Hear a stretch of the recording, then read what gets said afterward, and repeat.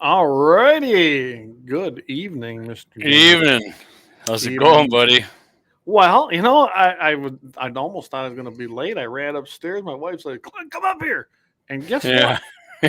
You're there. That's pretty awesome. We have in 3F2 deer unit, we have a moose in our yard, literally in our yard. Moose on the loose, baby. Moose on the loose. Yeah. I mean, that's kind of cool. And it's a young one. It's probably a yearling. I mean, look at the legs on that sucker, though, how big they are. And that's a young one. I've seen Yeah, big. that's a young. Is it a I, cow, or did you notice that it had any? I didn't notice anything. I didn't really get a good look. It kind of was walking through, and my mother-in-law's house is just on the other side of those trees. There's some lilacs, but Yep. yeah. So I mean, I guess being it's in this unit, but there's nothing that says we can hunt them, so it's out of the jurisdiction. So I go ahead and hunt it, right? Yeah. Well, you get don't let Alex Balaz see that his lips will start more water in his mouth there, and he'll. Yeah. Look, who says you need to travel out of state? We got it right here in Sioux County, don't we?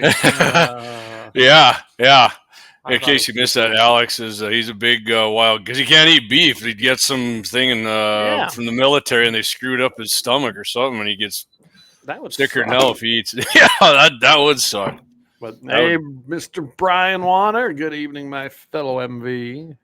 One shot, Jolene. Well, we got Mama Bear and Papa Bear there. I love it. I don't know if he just saw it, Brian. We just were showing pictures of moose that just roamed through my yard. So yeah, down here in Sioux County. Awesome. Cool. I've seen elk down there, but I can't say I've ever You know, seen a moose there. So, we had a moose up north on the river, but that's a little. You've been down here. The river's up there a little ways. hmm That was that area I took you to. It was pretty cool. But we do. yeah, We really can cool hunt on down it. there. Yeah. Really Gary cool said down there. anytime we can go up there. So that's a Really good deal. Yeah. sweet. Yeah. So anyway, well, before we get too far here, we're gonna start this off. What you want to do us the honors here with the second Yeah, amendment? a well-regulated militia being necessary to the security of a free state, the right of the people to keep and bear arms shall not be infringed. Absolutely. There we go. We've got our little 20 applause. rounder. Yeah, you got 20 rounder in that AR on there. I never Yeah. even noticed that. Don't need no stinking 10 rounders. Funny. Yeah, it's a beautiful night. So if numbers that probably increase as the show goes on, and that's Per okay. usual. I will tell everybody that we do have access finally to the website again. I don't know what happened. It sounded like it was something on our. Somebody really wants us on there, Clay. You can earn $1,000 a week. Yeah, that's just like holy cow. We did get on there, did a little updating as far as our own stuff, but right now I'm looking at having the gal that kind of helps us with this, Mm-hmm. and I think she's going to give us an overview as to what she can do for it. And yeah, just give us a good remake. I bet you she's got better ideas than I do. Good chance. Oh, I mean, if that's the thing she does, it should be Yeah. light snack for her to get something going, right? Well, it looks like we had somebody chime in there from Kick. Yeah, that's what I said. I went on and blocked them. I Good, didn't. good. Yeah. No problem. Yeah, I saw that shit right away. That's what I said. Looks like Oh. somebody says we can make $1,000 a week. So Oh wow, yeah. Hey, we better hire that guy. I mean, I gotta be legit. Or whatever it is. I I think Brian says he loves the sign on 94. Thanks, man. Thank Appreciate you. it. Yeah, I didn't get a. Oh, that's what I was gonna get. I don't have one uploaded yet. Darn it. What's Gonna a picture of it? Yeah, I was gonna get it uploaded. I didn't do it. Darn it. I've been Dang. busy today. Yeah. Although I will tell you, I had to run to town today. I had to get a tire fixed. I had some other things to do. I found out the 62 is pretty much ready to rock and roll. Or we Mhm. decided we're going to get a different set of instrument cluster there for oil pressure and heat because the one I ordered only fits the Chevy, which is a little bit lower inside. Did not work. So send that back, and we could not. I mean, we got the speedometer working. That's really all I needed, and we can put the cluster panel in there as far as the. Like the old school, get 3 or 4 gauges there, Yeah. put it down there. Right. But I did have to take it for a cruise, and then I went and picked my buddy up. He was farming down by Shade Hills, so we went to lunch down there and went. I was like we were in high school again, just cruising around in an old rig. Kind of fun, but Cool. solved our overheating problem. Looks like we solved most of the problems. That thing's running like a top, buddy. I think I think next month, well, I should be able to drive that up there, and you and I could go on the Mandan It's cruise. ready for the road trip and then over to the cruise night in Mandan, huh? I think so, because he's put a few miles on. I had him, the guy that was working on it, do that, and I put a good 40 miles on it today. Mm-hmm. And I'm gonna go get it tomorrow. He figured all that should be in there tomorrow. If it isn't, I'll wait till Friday. But yeah, I'm gonna have it for the weekend. I'm planning on doing a little cruising myself. That thing is just so freaking cool. Got a gun rack in the back window then, or Not yet. I have one. I just haven't put one in there. It's got to have one. I mean, isn't that? It just has to be in there. I mean, in my opinion, for sure. I mean, I guess you go real old school and mount a steel seat off of an old dump brake right on the hood, so with a strap so you can hunting. Whatever works, man. You're playing Ricky Van Shelton. We're just cruising these back roads. I mean, come on. Anyway, all right, way off subject. We got, I think, a pretty good show lined up for you. We're going to talk about this commie, this anti-Semite out in Michigan. Your rifle, what's the blame? It isn't shooting well. It's acting up. What is it?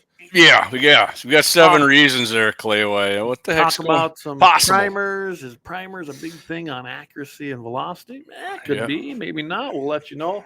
Yep. I'm going to talk about an Irishman. You know, them Irish, they invented beer so they wouldn't take over the world. But, they have some pretty stout gun control. But this guy big got time. himself a machine gun and a pistol. So, hey.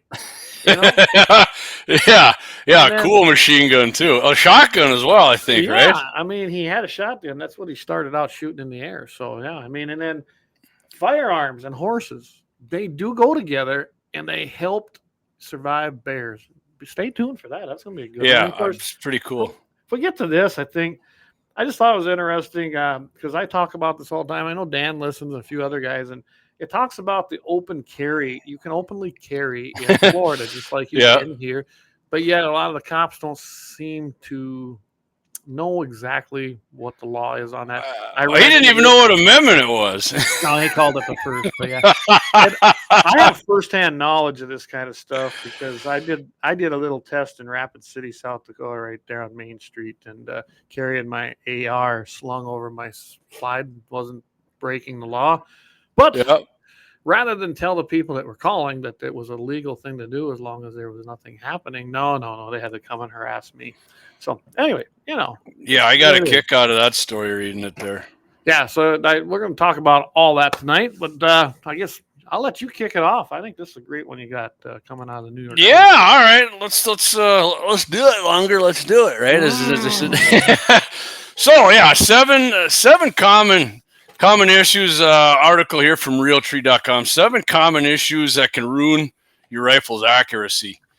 I think, Clay, most of these you and I, and probably a lot of our listeners and viewers will know, but some of them maybe not, right? And we'll kind of I'll go over what they're saying, and then Clay and I'll kind of we'll give you the professional's opinion here on it. Yeah. So yeah, and I definitely have had people ask me, I don't know what the heck's going on with this thing. You want to check it or whatever, and I do. But number one here, Clay, let's just get right into it. Yeah. Loose action screws. As you know, bolt action rifles, most of them have 2 in the bottom, right? There's one pretty much right behind the trigger guard, and then the other one that goes kind of in the fore end there. A lot of people don't know it, Clay, but there's actually torque specs for those screws. Yes, there is. Yep. And I've definitely did it and had friends do it where they're too loose would be obvious, right? But you can definitely do it too tight. And a lot of times you look in your owner's manual or something, right? And they'll tell you, or just, go on your search engine and whatever, Remington 700 action screw, torques. Be the first time anything was too tight, but hey, anyway. Yeah. Too much of this Alabama stuff tonight. Yeah. But yeah, for sure, I've definitely had that one. Like I said, I've known people who have, and that's definitely something you can look up. If you don't got a torque wrench, I would recommend just go spend your $50 at wherever you man down Sporting Goods or shit. Maybe John Rogal even has them down there. I would say Little Angry Man. Go down, check out Bloodline Kinetics, and you might have one. I don't know. Yeah. Yep. They make them specifically for. I mean, any inch pounds one will work, but they got the fat wrench is the one I got. It works great. They even got the digital one now. So, and there's a couple different models, but yeah, that's one you can check out. Loose scope bases, Clay. I think a lot of people would know this one, right? And so, if you get a new rifle, one of the first things I ever do with that is I take the screws out. Mm-hmm. And I clean them off, and I clean the holes out, and I put a little dab of blue Loctite on there, and I torque them down, which isn't very much. I think their torque specs are usually 15 inch pounds. Yeah, those are 20. They're not very much because you can strip them out easy, which I definitely did do on one of my old Remington. I have done that. Yeah.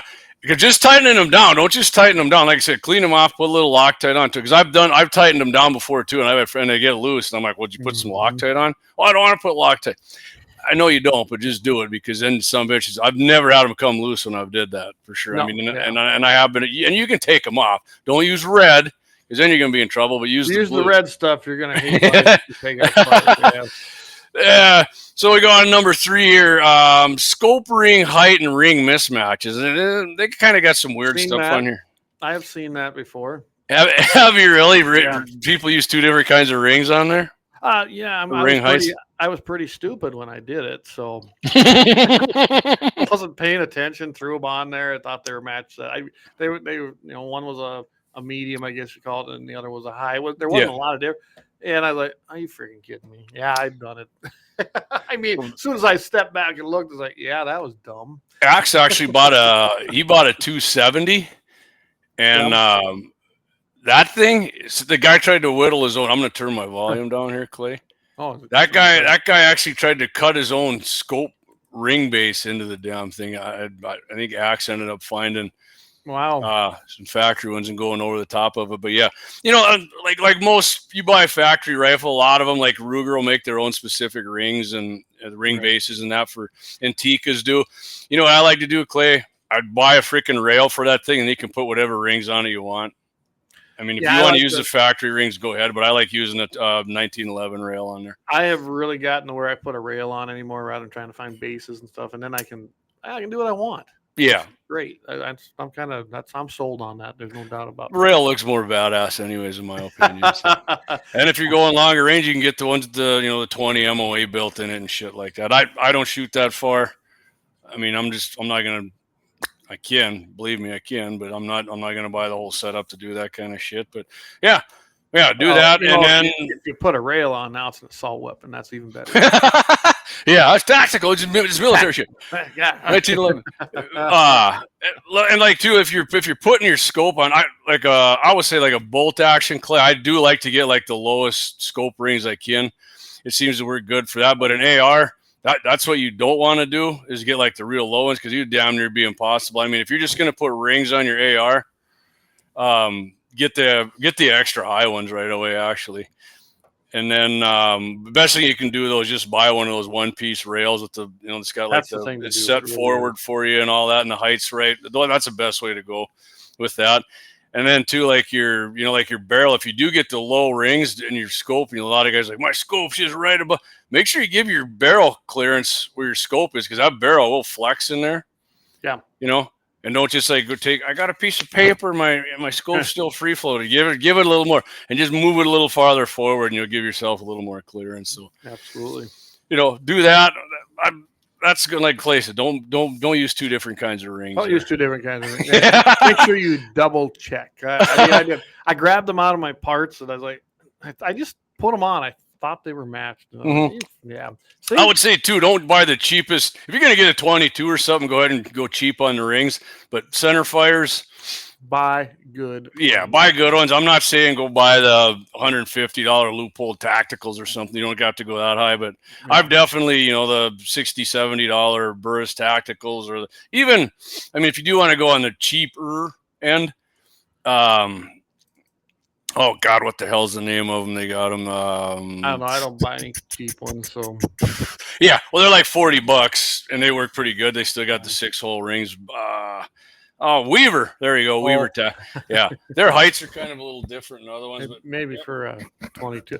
I can tell you, I got a lot of Warren anymore. I use a lot. Yeah, Warren shit's good too. I like that. It don't move, and Leupold's good. I mean, I've got Leupold stuff, but I'm primarily using Warren anymore, honestly. Mhm. Unless I bought, like the boys, I got them those Savages with already the whole package. I don't know what them are, freaking one whole pieces of crap probably. I mean, the Warren stuff I think pretty much is all made in the USA anymore. Even like I their think it cheaper is. stuff. I bought a Warren one piece scope mount for my AR, and I think that and the rings. Those are Pretty not. sure. I got one of those whole one piece ones that on an AR. I really love it. Yeah, those are sweet. I like those. So number 4 here, Clay, barrel falling. I like what the guys got here in the first part. He says the military is to blame for the notion you need to clean your rifle every time you shoot it. In basic training, if we shot a gun, we cleaned it. Sometimes cleaning guns, we were cleaning the guns even if we didn't shoot them. The task was not as much about keeping guns clean as it was about teaching soldiers how to take care of their weapons. So yeah, and I mean, I've had guys in the military tell me that the drill sergeant was an asshole because my gun was clean and he'd find a little speck on there and make you do it again. It was just freaking turning you into a robot to get your shit clean. And yeah, that's just it. I mean, I think you're absolutely right. I love when he said that too. Like, that sounds about right. I mean, that's all about that it's different. Military training is different. They're teaching you to do a certain task, so you know how to do it. Yep. And I know we've talked about this before, probably more than once, Clay. But you don't got to clean it all the time. If you once your accuracy starts degrading, and then it's time to either then it's time to clean it, or if you got a freaking 7,000 rounds through your gun, your barrel might be shot. In which case, go down and talk to Jake at Bloodline and get yourself a new barrel. There you go. And I can tell you this nice lead in there. Perfect. Anyway, I can tell you right now, and you and I have been out when it's been raining or it's misting or something like that. Go clean your gun. That's a good time to do it. Yep. Do not let that sit in there. That'll cause you problems. It might lead to what we're talking about here, having a problem in your chamber. Yep. And if you clean your barrel every time you shoot, anyways, the next time you go, you're going to waste about 10 shots getting it. Because you do got to follow your barrel up again to get it shoot. Yes. It'll start one here, one there, and it'll kind of close in. I think Scott had a guy on once who said if you got a super good barrel, it'll only take you like 3 shots and you'll be back on. Yeah. No, absolutely. You got to maintain it, but you don't have to clean it after every use. Okay? No. When I got back into shooting and then I was shooting ARs, I definitely fell into that trap. You got to clean these every time. I was like, this fucking sucks. No, that's a crock of shit. No, I'll tell you, like when you and I were out on the dog towns, when you came down here, I did go clean the guns because they got dirty. They were in that sandy soil. Wow, shit, the wind was blowing 25, 30 that day too. So. Yes, I cleaned my guns. And then when I took them out, I knew it because you know it and everybody else. Guess what? You better go put them down range a little bit. They're not going to shoot the same. You got to do it again. Right. And so, go to number 5 here. Kind of what Clay was saying, you get the chamber corroded, you get it wet or something, you're out hunting or it rains or, you spill water out of your truck on it or something. You definitely clean it out then because your chamber gets corroded. You'll be able to put a round in there, but like he says here, you shoot a round off, that brass expands. That some bitch will get locked in there and you won't get it out, which I've definitely, not my guns personally, but I've had guys' guns do it and put oil down the barrel, let it soak and it pound on that bolt and finally it pops out, I knew it wasn't severe, but I've had that happen on my Swift years ago, and it was just a little piece up in there, and had to address that when I got home, and never had any more problems. So the Lapua problem I had, that was a problem with my case being too long. That stuff whole nother story, but not for tonight. Or Clay, if let's say you're deer hunting and you shoot one. And you don't eject that empty and you leave it in there and you get excited and you get your deer done. You got it on safe, take it home, put it in your safe, pull it out of your safe 2 months later. Because of heat, you're out cold and you get in the vehicle and it's hot or opposite. That moisture builds up around that case. That can screw up your freaking chamber too. And then you got problems reaming that chamber out, cleaning it real good. Yes, you do. Absolutely. Number 6 here. Suppressor issues. So I think most people own a suppressor know this. If you zero your rifle with a suppressor, you turn it on, you're going to have to check the zero again. Not every time it's affected my accuracy big time, but it seems to. Man, maybe a couple of them, like my light ones. I got some aluminum ones. It really didn't affect it. Maybe like a half inch or 3/4. But I mean, you get a heavier one on there, you're definitely gonna screw your point of impact up. So you're gonna have to check it with that. It ain't gonna be as bad as the direct thread one either. I've noticed. If you get the QD ones, that affects it a little more. You know what the problems I had with my 270, and I finally had to change my load to use it with my suppressor. That was like, remember when I was having all that issue? Yeah. And I took the suppressor off and it worked just fine. Well, I finally got a load. I think I actually literally had to change my load. It wasn't a lot, but that's what did it. I know when I talked to David 1760, maybe the barrel ain't tuned no more, and that's a real thing. I didn't realize that was a real thing. And oh yeah, you thread it, man. I can do anything to the barrel, thread it or flute it or anything like that. It can just be aware of that, everybody. That there are so many things that can change that barrel and change its tuning. And if you do got a direct thread, check it periodically if you're shooting it, because if it comes loose, it will. I have noticed that if mine came loose, it will affect your accuracy on that too. I haven't had that problem with honestly my cheaper suppressor. I got those two. Hey, Rumble listeners, glad to have you with us. Sorry. No problem. I got those two. Oh god dang it! Silencer place in Texas. They're out of business now. Oh, yeah. Dougie's got some too, and some friends. Anyways, I'll think of it. But those suckers come. What it is. Those suckers came. Those come loose on me. I gotta check them. But now, like the Silencer Co. one I got, them Utah, that direct thread, that sucker's never came loose. Neither has my Yankee Hill ones with that direct thread hub mount they got. So right. Yep. And purchased those last two there over Man Down Sporting Goods. He's not Brand is not a sponsor as of right now, but because he's coming back in the fall. He did last year, so I guess we won't hold that against him. Although we did hear him ad on 1270. Brandon, you know where we Rebel. There you go, Rebel Silencer. Thanks, Dougie. Yep. Thanks. I told him, Doug, come through. Yeah. And he did. Dougie and I are actually going prairie dog shooting Friday at noon. So have fun at work, suckers. I don't remember getting the invite. I thought you were busy. I am actually. I am. I was going to say you're invited, but no, I can't make that one, unfortunately. But hey, appreciate it. Yeah.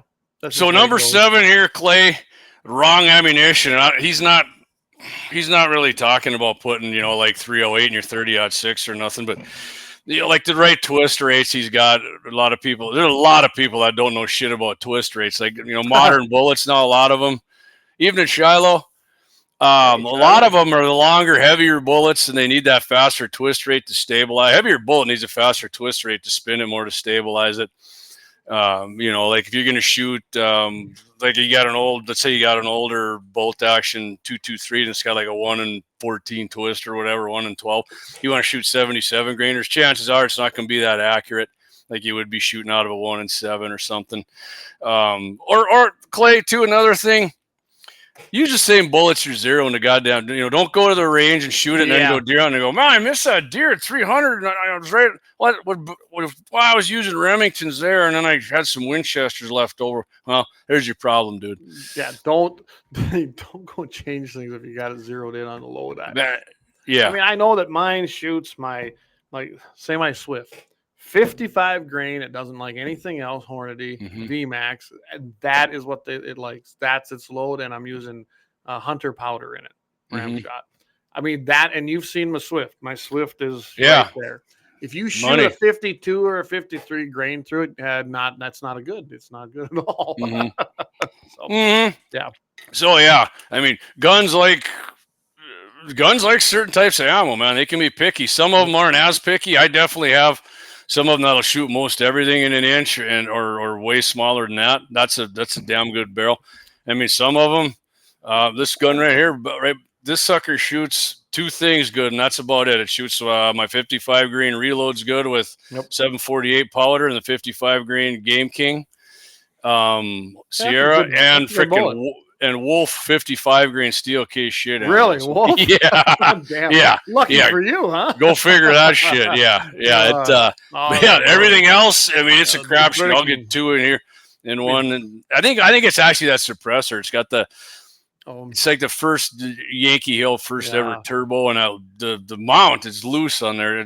You know what? You've got a Russia Gate firearm. It likes a Russian ammo and drinking vodka. I mean, it's basically my shit hit the fan gun, and so Yeah.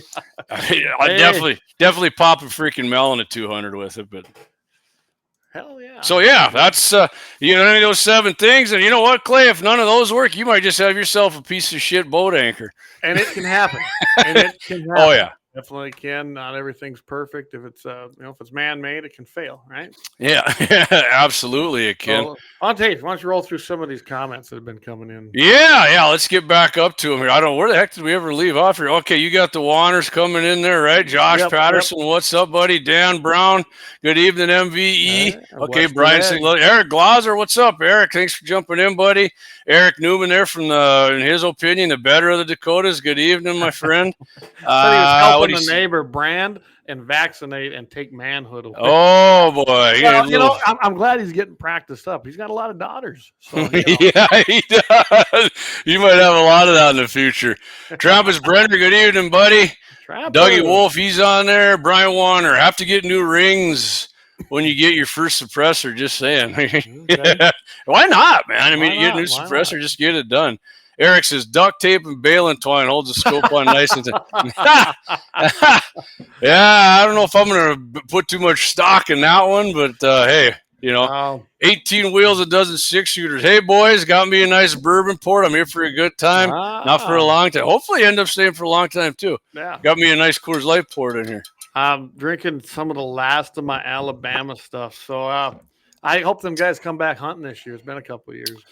Yeah. You better get him back up there, man. I need to get a hold of Waylon Little Eagle. I think he's got a little bit still on hand. So. Oh, doesn't he still? You got your antelope target over there yet? I do. I got to go over there anyway. Maybe I'll give him a call. I think I'm getting the 62 back tomorrow. Maybe that's a good road trip. First initial road trip.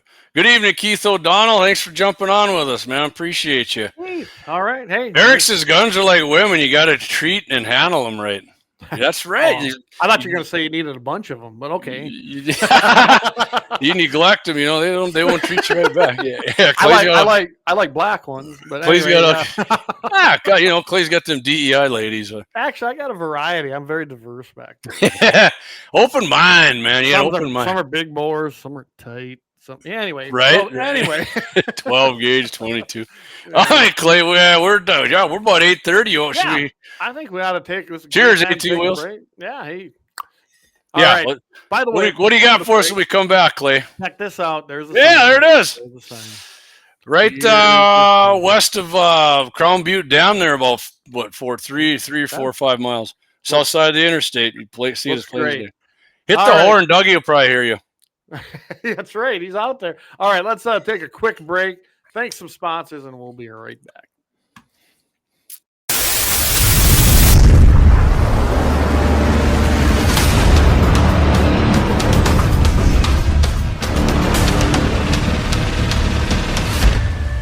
LAUER Auto Repair, located at 309 South Washington Street in Bismarck, North Dakota. Give them a call at 701-258-6308. The team of mechanics at LAUER Auto can take care of any problem your vehicle is having. And when you do business with LAUER, you can be assured you're doing business with a pro Second Amendment America First repair shop. There are plenty of other auto repair shops in the Bismarck-Mandan area. But why take a chance at patronizing a shop that might not have your beliefs at heart? Make no mistake.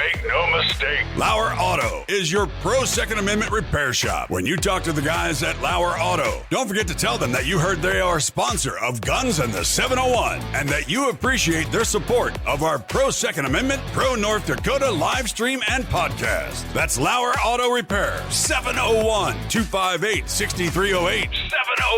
701-258-6308. Located 309 South Washington Street in Bismarck, North Dakota. Experience the exhilaration of power in your hands at Bloodline Kinetics. Why Cerakote? Simply, it aids in firearm preservation while also giving your piece a unique look. Barrel threading, NFA laser engraving, bolt handle threading, mount, level, and bore, sight scope chamber rebarreling, and much more. Bloodline Kinetics is meant to reflect a long American lineage in gun ownership, who stand for the Second Amendment rights, Bloodline, and the science behind gun accuracy. Kinetics. To some, it's just a constant constitutional right that can go away. To us, it's in our American bloodline, and we believe it should stay that way. Here at Bloodline Kinetics, we understand that hunters, sportsmen, women, and gun owners should have a quality firearm. Stop and see us at 2008 Morrison Avenue 2 in Bismarck, North Dakota, 58504, Monday through Friday, 8 a.m. to 5 p.m. Call 701-390-7997. Visit our website, bloodlinekinetics.com.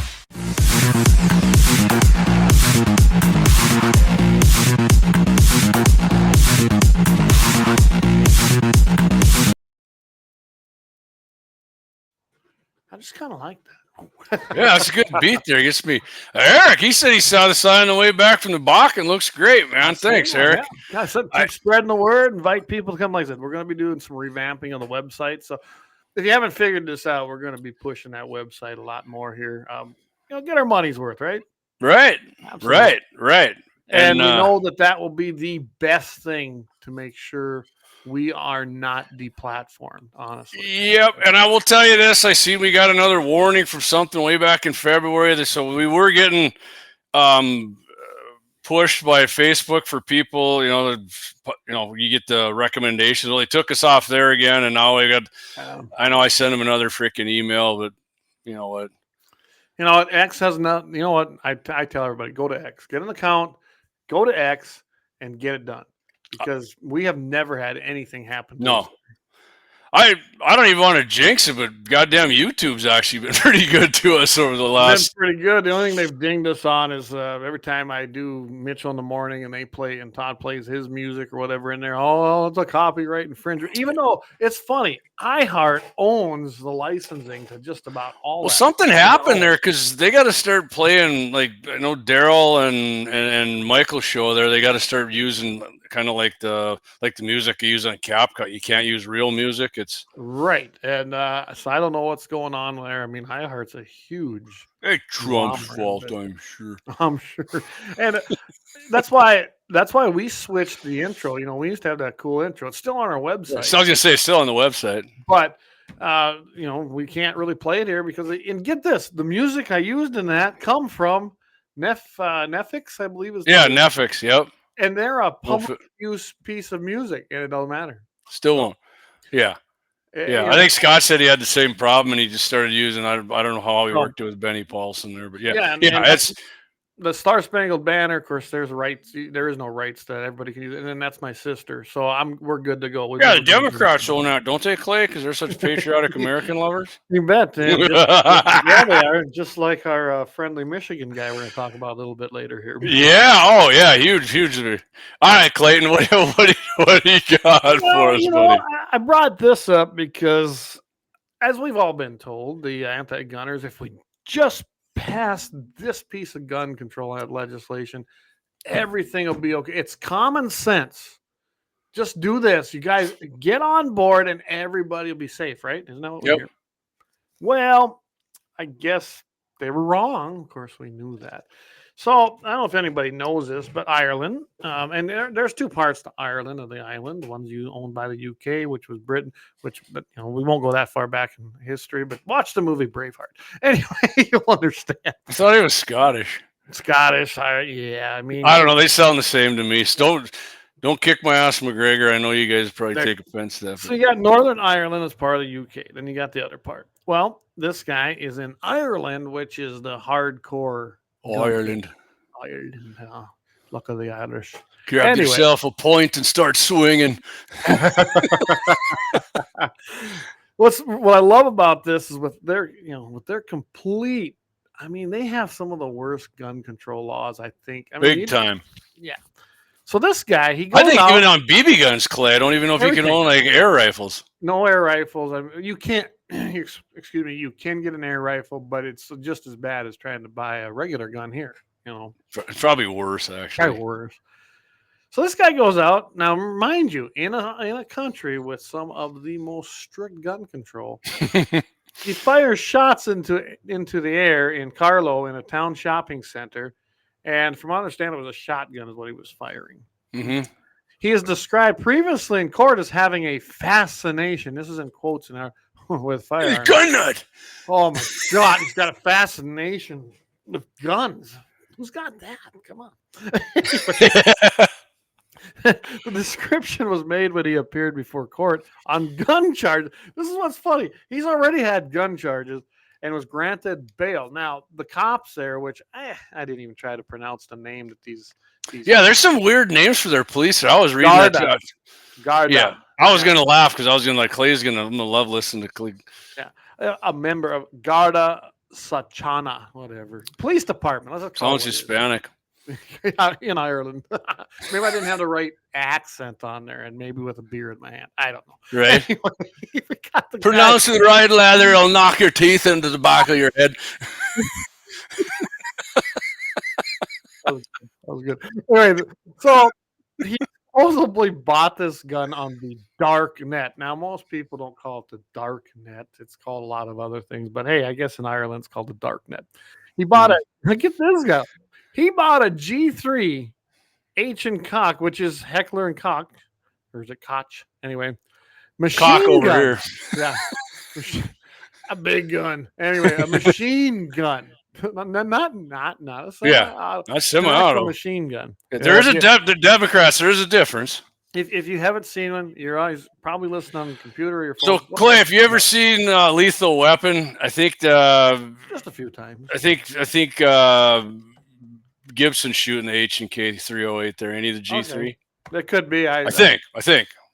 Probably, later on, of course, they've got their whole anti-gun, Yeah, remember because he's down there shooting, and then Gary Busey comes up. He had like the white hair, and then he sticks a gun in the back of his head there. Yeah, that's right. He's freaking. Ah! I mean, it is a fun movie to watch. It truly is. So, anyway, so he's got a machine gun. He also bought the iconic, I call it the M1911. Everyone knows what the 1911 is over Remington. here. Yeah, and two types of ammunition, which were discovered during the police operation in it says Kildare. So what county? Yeah, there's weird names for that's what I said. I'm gonna watch Commissioner Paula Hillman. Oh, that must be a woman. Anyway, for the police Eastern region. Don't assume my agenda or my agenda. That's what I was getting at here. By the way, this is not Pride Month anymore. This is Veteran Appreciation Month. Anyway, responded to the scene on Sunday evening to see a large number of people running from the shopping center. Well, duh, the guy was shooting a gun in the air. I suppose they were running. I mean, like they were strolling. That was a shotgun, right? He was blasting in the air. That's what I understand when I looked at some of the other stuff. Yeah. Did they say what the shotgun was? Was it a pump or they didn't? I don't think they said it in the article. Did they? They didn't. I actually tried to find more information on it. Couldn't find any more information. In fact, it was interesting on this story. I mean, this just happened, and a lot of even the overseas stuff. If you go to BBC and so. Mm-hmm. It's been like whitewashed. It's not there, so I don't know what that's about. Because it doesn't happen if there's laws. It never happened. Yeah, full auto. I love it. I love it. A full automatic. The fact he had a full auto. Right? And if you don't know what a G3, it's a 308. Yeah, 308. I think they make a 223. It's kind of a weird looking, but the G3 to me is always a 308. Yep. So. And a cool gun. Yeah, badass. I mean, super accurate too, really, for semi-auto. Actually had the privilege to shoot one of them when I was with the NRA at one of our Class 3. We was at our summer meetings on a Class 3 shoot, and I'm telling you, that was a lot of fun. Fun. That would be awesome. It's not like the movies, though. You don't get to sit there and hold it, and nothing happens, and you just fire it. No. It rises. It's just a full auto. Come on. I thought you just put it in a general direction, and it just hits right in the bullseye. Oh, every time. Yeah. No, but it was fun to send a lot of freedom seeds downrange in a short period of time. It was great. Awesome. Anyway, so this guy there was unarmed informants there, and that's what unarmed, ununiformed units, really. So there were cops there, but they were just observing the suspect exiting and discharging the shotgun in the air. Another plainclothes armed Garda unit, police, responded and drew their official, I like how they put it, official firearms. I guess there's unofficial firearms too. I don't know. The only ones. Identified themselves as armed Guardia. It sounds like a movie. We're the armed guard. Yeah. Anyway, Where's the armed guardia? Yeah. I can't even say that in my Irish accent. That sounded more like Russian or something. I There. couldn't say. Putin said, "Bring your pistol." Something like from Mission Impossible or something, right? Anyway, the suspect then discharged the firearm again, which was a self-inflicting fatal wound. And of course, there's kind of a happy ending there, I guess. I was just gonna say, I appreciate him doing himself instead of a bunch of other people first. Yeah, and the funny thing is this guy, and they made a point that the police didn't have to discharge their firearms, blah blah blah. Oh, thank God. Whatever, They believe that the man, who was in his early 20s, purchased the guns for recreational reasons. Recreational reasons. Yeah, shoot holes in the roof of a pub. Rather than plan to carry out an organized crime. The investigation, though, into him and other suspects was significant in scale. And then the National Drugs and Organized Crime Bureau and Emergency Response Unit, they got involved in this. He appeared in court last year. Last year, he had a court appearance. Mm-hmm. The police initially objected to the bail. He was eventually granted bail subject to strict, conditions. Obviously, they were so strict, the guy bought some guns. Anyway, full auto on top of it. So here's what the take is this guy who couldn't have a gun, right? They have strict gun control. He got guns on the dark web. By the way, not just any gun, full auto. I mean, we can't even get full autos here unless you get yourself a class 3 and you go through the paperwork, and they have to be pre-1986, which, as they point out, when was the G3 made? 1990. 1990. So we can't even have that. But this guy in Ireland, who's had court appearances, was out on bail, strict gun control. Yeah, he had one. Mm-hmm. I guess if you're going to do bad things, might as well go balls to the wall. God, right? unbelievable. The police, they don't think he had any nefarious intent, though. He just wanted guns and apparently had a lifelong fascination with them. Sounds like it. Yeah, it sounds like a little bit more than that. We're just fortunate enough, we're just fortunate enough to live in a country where we can get most of these easily. That's true. I mean, I just thought this was an interesting article because a lot of times we don't have full autos. I don't know about you, but to have one would cost a lot of money. First of all, it's got to be 1986, and you got to have a class 3. And I mean, the cheapest ones you can get, what I've read, Claire, Uzis, and they're like, even a cheap one's like $16,000. Probably more now. But so, say you want to get yourself the Browning, the bar. BAR. Oh shit! It's fun. Yeah, well, they're disassembled. They've been cut apart, so they got to be reassembled, most of them, because they're imported. Christ. And that cost. I mean, you're looking at $25,000-$30,000 by the time you're done. I mean, you can have a 62 GMC restored for that. Anyway, so yeah, you can. That's my Irishman. Love it. Lives in a very strict gun control island, and he has a machine gun, and I don't.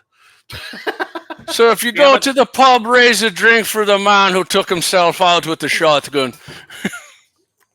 You got to block another guy here. Hold on, let me snipe. Speaking of goddamn kick. All right, Dougie says, how do you get to the dark web? I don't know. Gene's getting here late. Appreciate you, Gene. 18 Wheels doesn't 6-shooter says, damn, that's your sister. She's a gifted woman. Yeah, I told Clay that. I'm like, yeah, you got to play that. She can freaking sing, man. She is a good singer. Yes, she is. Absolutely. Dark web, I think you got to ask the Dark Knight. He can get you there. Yeah. Batman. I've never been on I got enough problems with the regular web. I wouldn't know how to get on there either, to be honest. I mean, I think Glenn Beck, I watched him talk about it once, but I don't. There's people on there. I know my nephew knows about that crap because he's really into that stuff. I mean, he's got it built our computers, Jamie. He knows about it, but he doesn't go there. But he knows what it is. And all right, whatever. Don't go there. Don't go there. If it's such a bad thing, then how come it exists? Oh, that's right, because they don't care about rules. Yeah. Oh, here we go. Even the boys help the algorithm. Okay.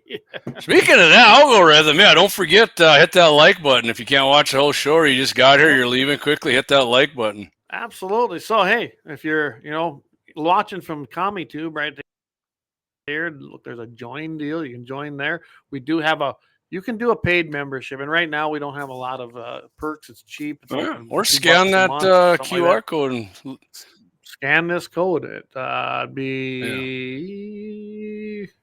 it goes off. help Anyway, the boys is that way, algorithm and the boys. You can help these boys out by hitting that and $5. We don't do a lot of that, but people do scan it. We thank you for doing it, and it drops into our account. I told Clay what's funny is my wife was that. the biggest donor to that, and she never watches the show. Yeah, there you go. Hey, Tim, tonight you said you're gonna. If you're watching, I'm sure you are. You said you were. Thank you. He set me up today with my batteries and my new alternator for my tractor, and he loves the show. He actually has been listening to the Friday morning show when he's out and about in the morning. Awesome. So, hey, awesome to hear that. And I know there's a lot of people tuning in on K-Fire. I hear it all the time. So, yeah, K-Fire every Friday morning, 7:15 Mountain, 8:15 Central. Go ahead and listen in because do it on iHeart too, because then Todd can see how many people we got to listen. I was going to do it this afternoon when Daryl had on the anti-Trump, or I was just going to text Todd and go, "How many people you got watching?" I'm gonna do that next Wednesday. I'm gonna ask how many people they got watching. Because Daryl, you better hope we're not beating you on Fridays, because I'm gonna grind that boot heel into your nose if we are. There you go. Daryl actually called it. I missed the call. I was actually busy doing some other things, and something with I don't know. Did you hear any of this afternoon? Something with the Heritage Fund. Something happened in the governor's office. So I didn't. I caught most of the show, even though the anti-Trump network guy was on. I did listen to most of it because I do like to support Daryl. So yes, and Trump derangement syndrome is a real thing. But I don't know. I'd like to know. I want to find out more about this Outdoor Heritage Fund. I never really have been a big, a big proponent of it, because usually stuff like that, as anything, it doesn't go to where it's supposed to go. Mm-hmm. So I don't know what's going on with it, but I want to find out, because he said something with the governor, with Kelly, and we know Kelly. So who knows? Maybe we need to get Kelly. Yeah, we do. We do got to get him on. I'm not jumping to any conclusions, but I missed the show today. I did hear him talking about just a slight thing. I heard him talking was that he vetoed that bill and he didn't want to, and they were coming back. And I agree with Daryl. We don't need any more funding for the homeless people and bringing them in here. We got enough of them. Yeah, I know. You're cruel and cold-hearted, JD. No, I'm not. We got enough. I did actually agree with Galverlaw on the one thing. He's like, most of these people who come here in their home, they don't contribute anything to our society. So they're dust, and I don't give you shit all the time. I was on your team on that one. Well, nothing to do with guns. Had nothing to do with guns in 7-1, but I just heard some reports today talking about GDP. Our GDP really isn't growing, 1 point some percent.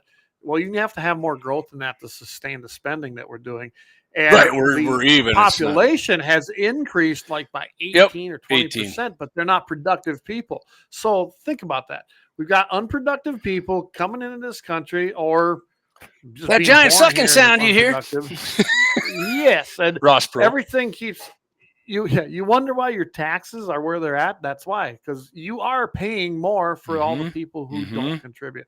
We don't need that. No, report their ass right along with the freaking. Man, I always said, send them to the bleeding hearts who love it. Load them up, send them to LA, or shit. If you don't want to go that far, go to Minneapolis.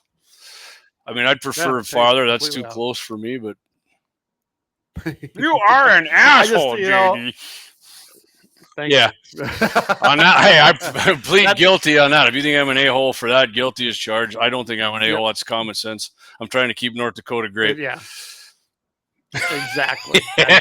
So, all right, Clayton. And well, we're all right. If you got anything else to say, by all means, do it. No, I know you do, covered, but so do tell I. You what, I have something to say. But I tell you what, it's like 10 minutes at the top of the hour, something like that. Why don't we take a big break? Because we know we're going to go. I'd said all the time, it's going to be 2 hours since if we start going more than, if Leon gets on and does his show and then I start doing a 701 Nation again, it's probably going to be, we won't go as long, but until it's just one show, we're going 2 hours. I still want Leon on there to take on his own role as a show. Leon, where's the dark web, man? If anybody knows. Yeah. Clay, did you miss that one? Do a show on the dark web. I said, Leon, if anybody knows what the dark web is, you would. On the dark web. He would know, wouldn't he? Corey, oh my gosh, Corey, 3 wouldn't hours. be a problem. Yeah, you know, we could do it, and then we're Rush Limbaugh. Yeah, Lynette said in the last 24 hours, 2 illegals have been arrested in Burley County waiting for.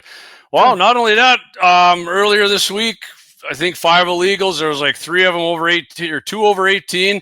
They had 3 of them under 18 with murdered a mom of 2 or 3 in North Carolina, shot her, and we're making jokes about it on the text messages. Absolutely zero remorse. But Clay, they're just here for a better life, and they're good for America, right? I hear from. Well, we can't lump all them together, JD. Does hey, if deporting them all saves just one freaking black mother's life, it's worth it. Yeah, ain't that what we told about guns? If it saves one life. And it would save a hell of a lot more than one. One life. Because I can keep going with those cases. All right. But take that break. We come back. You think primers affect velocity and accuracy? I got a little test for you we did out at Axis Range over the weekend. We'll go over the results. All right. See you here in about 4. Oh, what? It didn't work. Be back in what 4 happened? and 4. Chuck.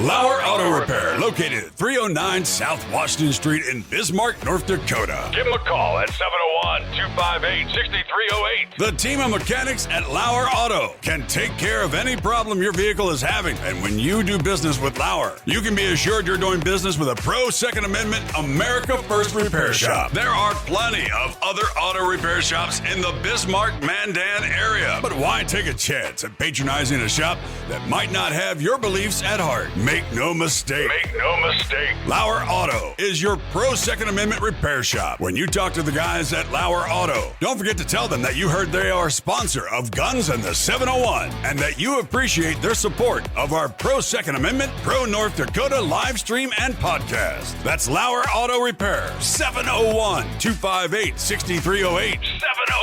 701-258-6308. Located 309 South Washington Street in Bismarck, North Dakota.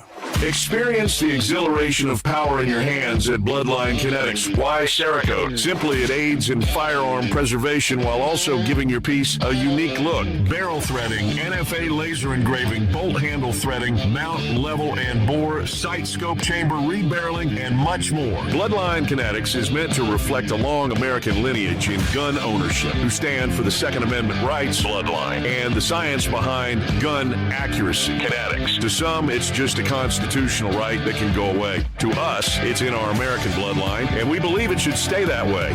Here at Bloodline Kinetics, we understand that hunters, sportsmen, women, and gun owners should have a quality firearm. Stop and see us at 2008 Morrison Avenue 2 in Bismarck, North Dakota, 58504, Monday through Friday, 8 a.m. to 5 p.m. Call 701-390-7997. Visit our website, bloodlinekinetics.com.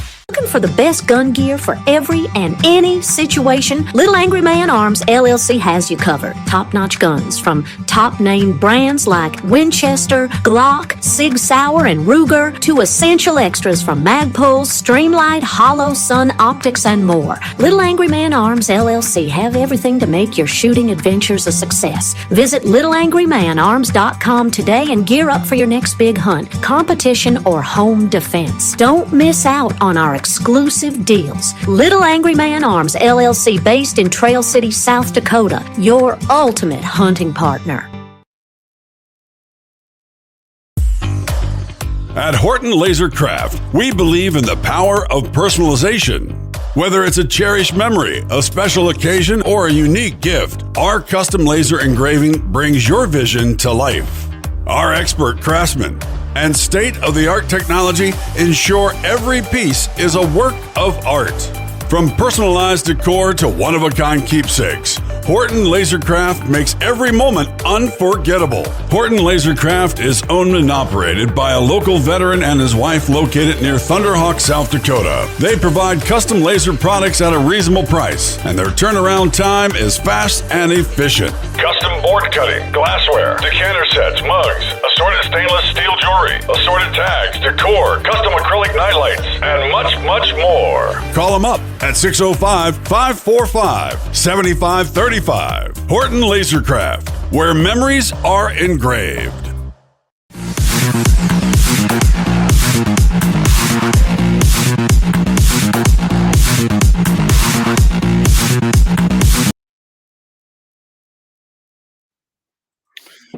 All right, and we are back. I see my neighbor was calling me. I bet you he saw something. that Starting we with an showed M. earlier.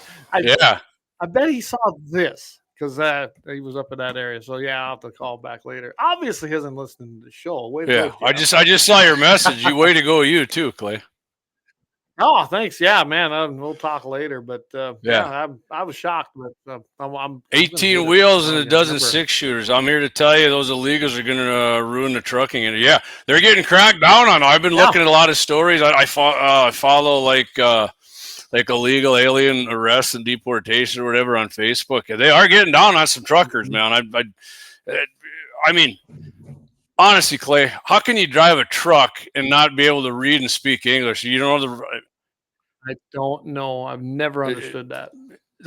that's dangerous. I mean, that's obviously that's a freaking real danger, man. I think it is, but that's the Biden agenda. That's I think what it started was. They with don't Bush, care. actually, didn't it? It probably did, but he really inflated. Yeah, Biden went. Yeah, I do remember when he did that. Yeah, because they did the trans. What was the highway? They made it so they could go from Mexico to Canada easier, and yeah, and it actually goes over kind of over there by Buffalo area. That's where that goes through. Okay. So. All right. What is that? What's that word Gene says in there? They're Aslees? Oh, let me see. ASYLEES. He's. Huh. I don't know. Gene, I'm not a sophisticated. You're going to have to explain that one to me. Yeah, that's there. He said he saw one of those by Moffat. I'm assuming the moose. So yeah, the moose are around. I'm sure this one came up out of North Dakota. Mm-hmm. Yeah. All right. But 18 wheels is absolutely correct.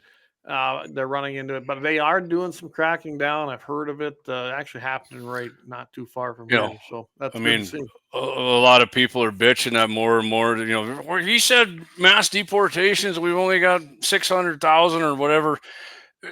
That's because every time he tries to do something, the freaking courts block him. So they finally just got the 500,000 of them. These ones Biden from Colombia and all these other places. The court turned that one around, thankfully. But fine. Well, Dougie says if you get a driver's license, one step closer to voting. Yeah, Doug, you're probably 100% right about that. Yep. Oh, asylum. Yeah. He said AOC was saying they were seeking asylum. Yeah. Oh, yeah. Of course. I mean, and I tell you what, if we want to get in the big beautiful bill later, I will, because I was going to tie something into that. I won't. So let's do this, Clay. Primers, accuracy, velocity. And we were talking about people who just throw different kinds of ammo in their gun, and they think it's all going to go in the same spot. It's the same. Well, how the hell could that be different? I know I've had people telling me that about primers, and I thought it'd be a fun test. Went out to Axe's place. I was going to do the video. Honestly, the wind was blowing. We couldn't really. We had like a 14, 15 mile an hour wind. We couldn't get my spotting scope to stay still. The video was kind of shitty. So I figured it'd be better off just talking about it on here. I did have the 701 rifle, if you're wondering, 16-inch barrel, AR-15, of course. Of course. Had the can on there. But it was about like 70 degrees, I think.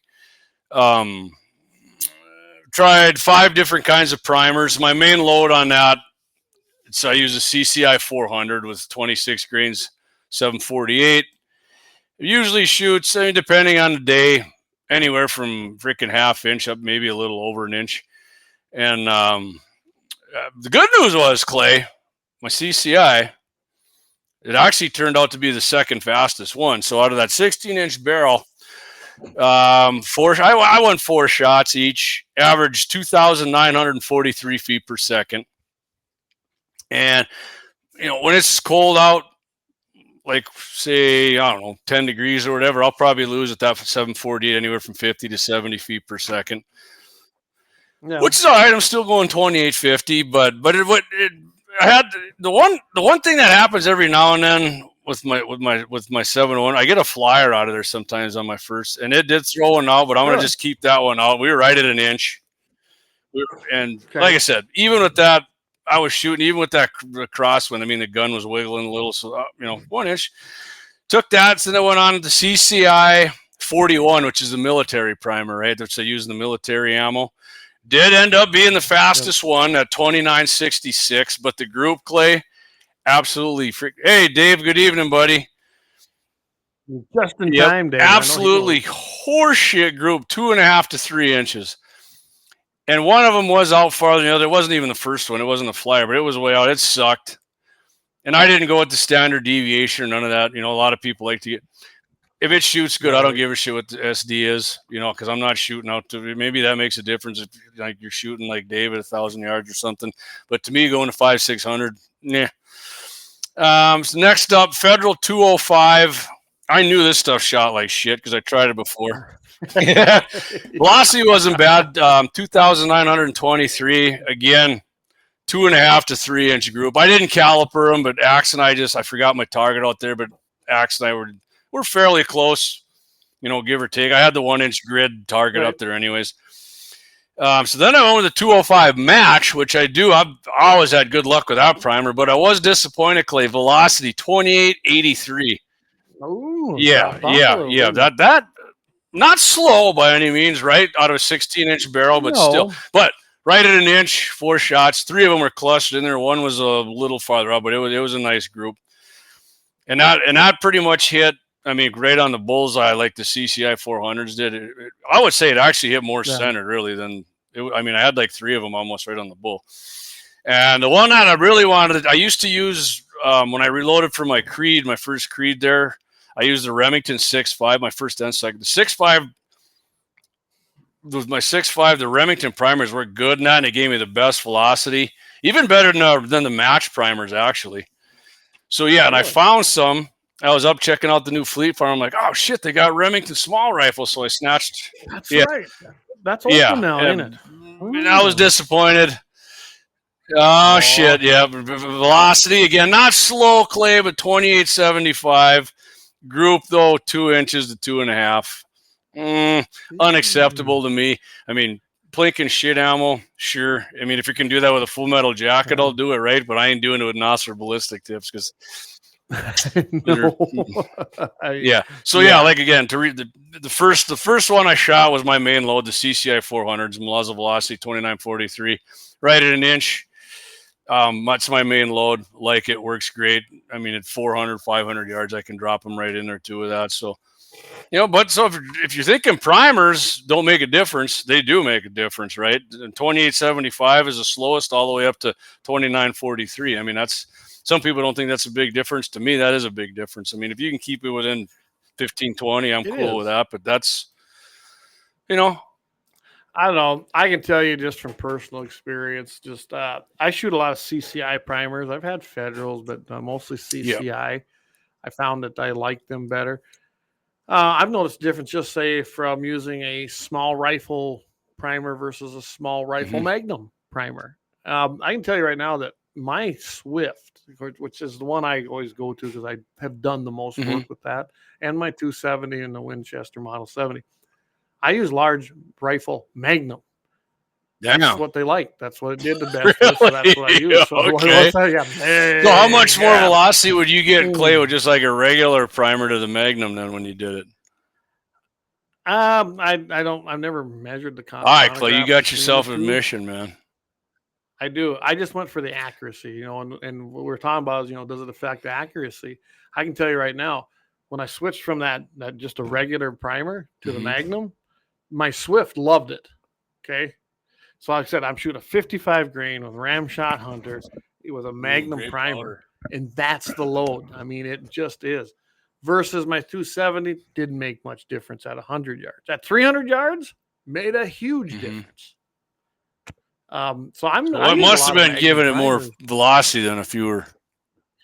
I suppose. I mean, and then I've used a lot of Winchester primers. Do you got a chrono?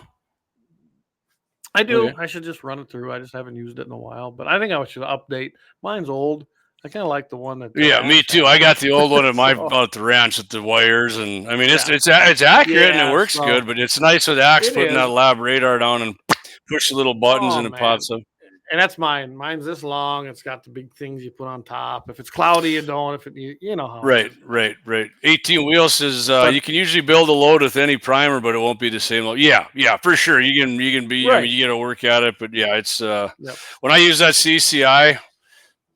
I mean, it worked right away for me, real good. So, and like I'm like Clay. CCI always seems to have been. I like my CCI, and I'm not gonna lie, I've got a lot of Winchester. That's my two primary brands I use.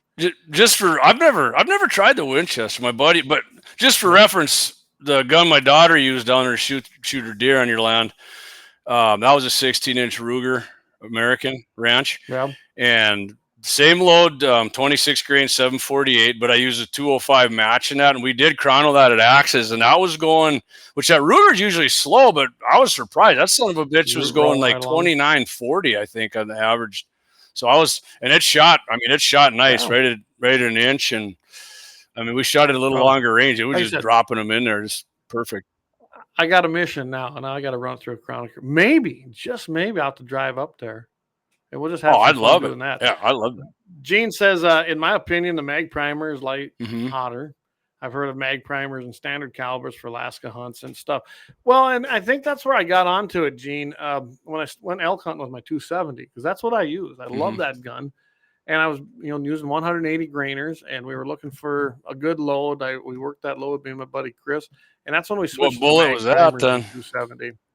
That was an Osler. Bonded or ballistic partition. Tip or what? Okay, the partition, right. Yeah, the first one. And I'm telling you, that son of a bitch shot nice with the partition. It really did. They're expensive bullets. Yeah. But man, I felt very confident taking an elk with that gun. Like I said, we never chronoed it, but I could tell just what was happening. How far of a shot was that then? Well, I started, I sighted in 100, but I could shoot very accurately. I'm saying when you shot your elk, how far was it? I never got my elk, unfortunately. But shit! Unfortunately, I never. I'll try it on that moose.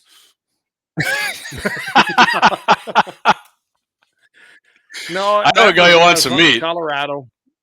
I was hunting Colorado, and I only had a bull tag because you could buy those over the counter. If I had had a cow tag, I mean, I don't know how many cows I had within 50 yards, and just didn't have a cow tag, and I wasn't going to get in trouble out in Colorado. Yeah. So 18 wheels, he says mag primers tend to work better in cold weather, but you have to test them and build a load. Absolutely. And that's what I did. I built the load. Yep. And then I started messing around with my other loads, which I usually shoot 130 grain Spire point. I'm using that Spear bullet, and the Sierra bullet. That's a very good bullet, honestly. Hey, what's Mark, up, Mark, buddy? Mark Napa Patriot joining in. Howdy, my friend. And he's behind enemy lines out there. Yeah, and hey, Mark's a big 50 BMG fan. We did find that out. Him and his wife, Nicole. So we can make that happen. Yeah, we can. Love it. So his wife likes the well, that's why she's married to Mark. So yeah, I've had a lot of experience using the Magnum loads. I like the Magnum primers, and in my regular, calibers. So, yeah, I don't know. That's my experience with them. They seem, and they do make a difference. They really do. I should try. Well, you got any of those small rifle Magnums? Maybe give me a few. I'll give them a try. And I mean, look, I don't know if I got any in the CCI. I might have some in the. I guess I can buy some. We'll write it off. The wife is planning to be up there Friday, so if I do, I'll send them. Okay. You got that hoodie made for Jake yet?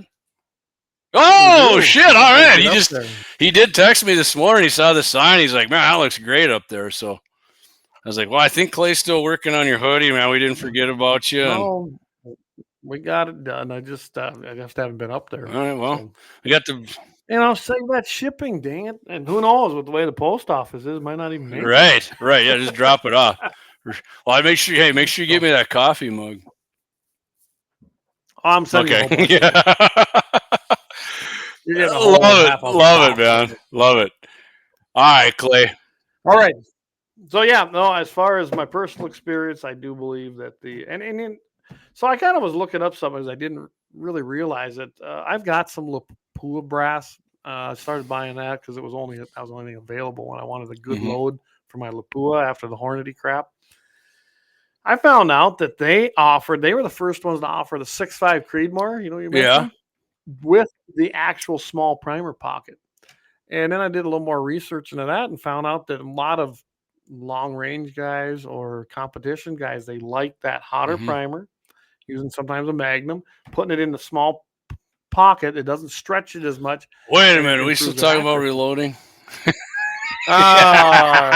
Anyways, go on. Leon, I hear Leon. Anyway. Yeah, they said that additionally the small primer pocket leaves a little more material intact than a larger primer pocket. The case head is left stronger and less susceptible to pressure caused, which I've seen that even in my Lapua, where I get about 2 to 3 off, and that's about it on that Hornady brass versus the Lapua. It's not many. Yeah. No, it's not. It is a lot of pressure there. So, and then velocities that 100 to 200 feet per second faster than the typical factory ammo. Really? Yeah. That's freaking noticeable. So that makes a difference. I'm just going by what they said, and that was why they were for it, because they love the idea of the smaller pocket with a Magnum primer. So yeah, I thought that was kind of interesting. Awesome. Well, we need to test that into the real world. It axes with yours. I think that makes. Hey, what's up, Nicole? Glad you're joining us. We were just talking about you and Mark shooting the 50 out there at Axe's place, and said you guys are big fans of the 50 BMG, baby. Oh, my buddy Wyatt's listening out there, and my buddy, him and Bill are out there. I'm assuming there's going to be a lot of beer getting drank out there, and I appreciate you guys tuning in. Matter of fact, Bill, your AR-15 is right next door here in my safe yet, so call up Biz Hepper. We need to do some prairie dogging. I think that arena could do a lot by just sponsoring. Oh, absolutely. Beard Arena should be sponsoring guns in the 701. Hell yeah. We can even give you the bro deal on that. Yeah. We can do it live from out there. Oh, that'd be fun, wouldn't it? Yeah, I agree. So I'm going to move right in. I'll tell you what. Let's take a quick break. You sure? I'm trying to help out, and I'm sure. Let's take. All right. What do we got when you come back? And then we're coming back with horses and firearms. Hey, we were just talking about horses. We're talking Bill and Wyatt and horses and guns. Yeah. I mean, Bill, you picked a good night to tune in. All right, Clayton. All right, we'll be right back.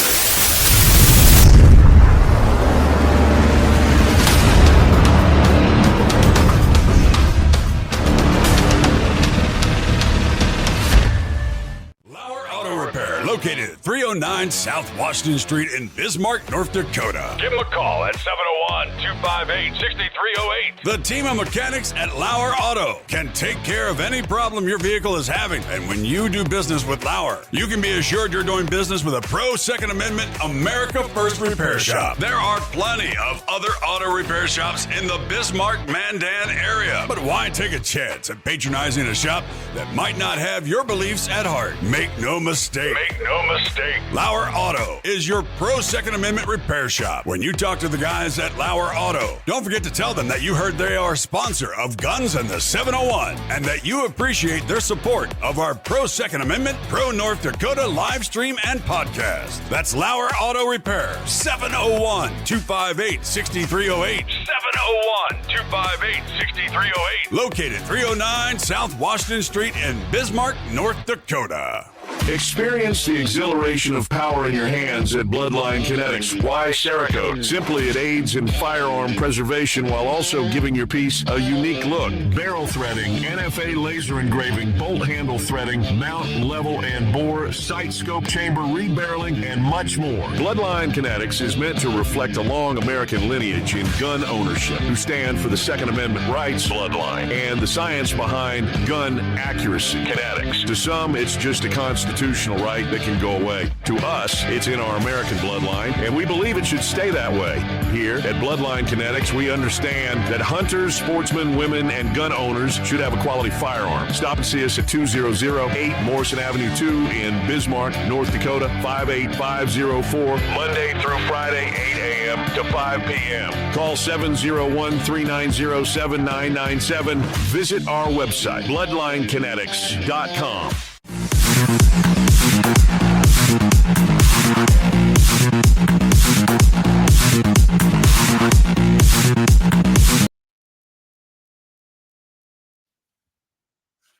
All right, we are back. So before I left, we're going to talk a little bit about firearms and horses, and helping the settlers survive against bear. Once you hit that comment from 18 Wheels there for you, I don't want to leave them in the dust there when we get into this other.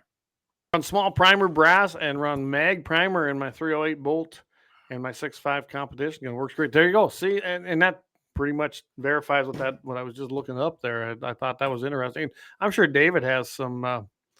Has a little bit to say about that. Oh, I'm sure he's done. He's been. Corey says, I need to come over and build some 338. No kidding. I've been waiting, Corey. Come on.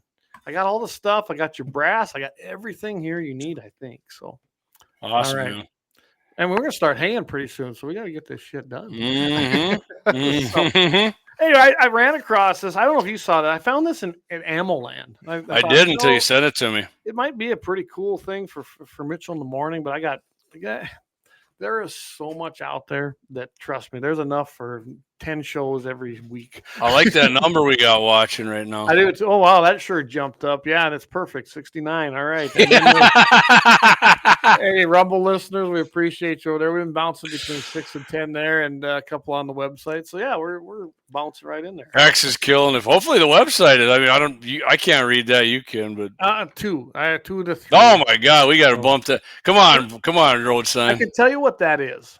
You can't respond. You can't be in the chats on there. And we don't know how to integrate that. We've tried. I've talked to Heather, the gal that runs that stuff, but maybe. I imagine it's a lot more than we want to spend to make that happen. So X is a big gorilla. Yeah. We need that Beard Arena sponsor before we can get that. There we go. Hey, Kevin. Good to have Kevin on out there in PA. All right.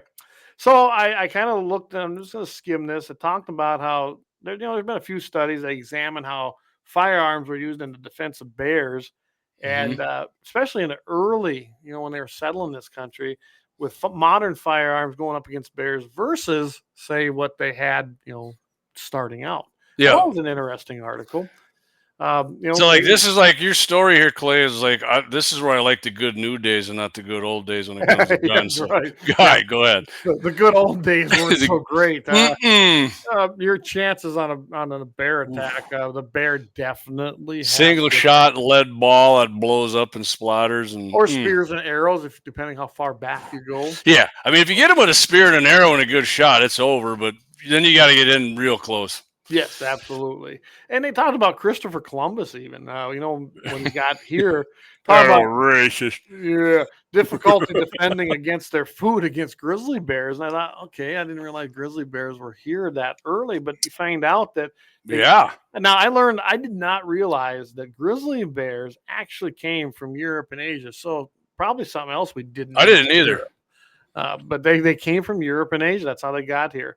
And of course, we all know that grizzly bears are mean SOBs. They really can be. So then when we introduce those here, I think they're trying. Yeah, that's what I mean. Hey, Tom, what's up, buddy? West, we were covering the state here, East, West, South Dakota. Right. Thanks for tuning in, man. Appreciate it. We love you, Tom.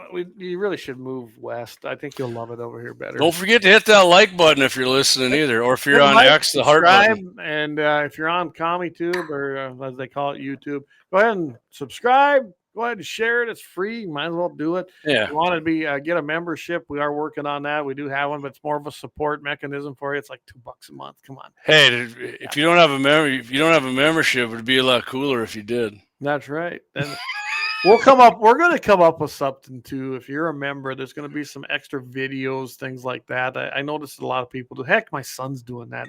I'm not even going to go down that road. But we're going to have to ask him.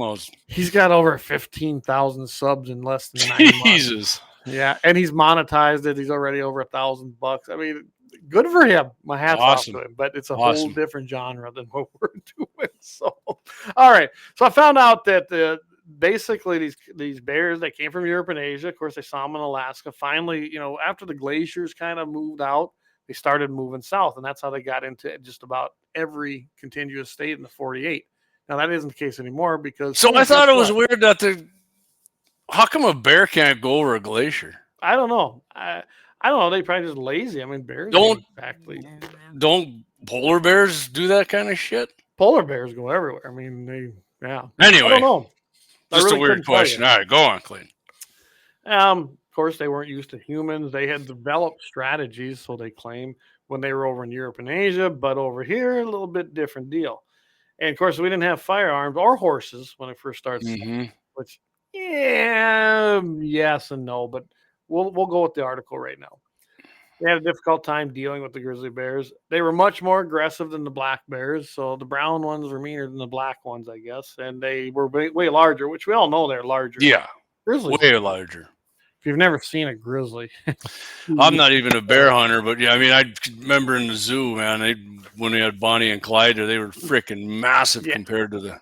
I didn't mind the ones in the zoo. They're in a freaking cage. But when you're out in Wyoming, right? When you're out in Wyoming, over around the Philly area, and you, I wasn't close to it.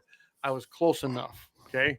There's some big. Tom says, "Can we put a tariff on those bears?" Yeah, that'd be nice, wouldn't it? Says he wants to move to Bismarck. Awesome, man. That'd be awesome because you could go shooting with us and have some fun. Perfect.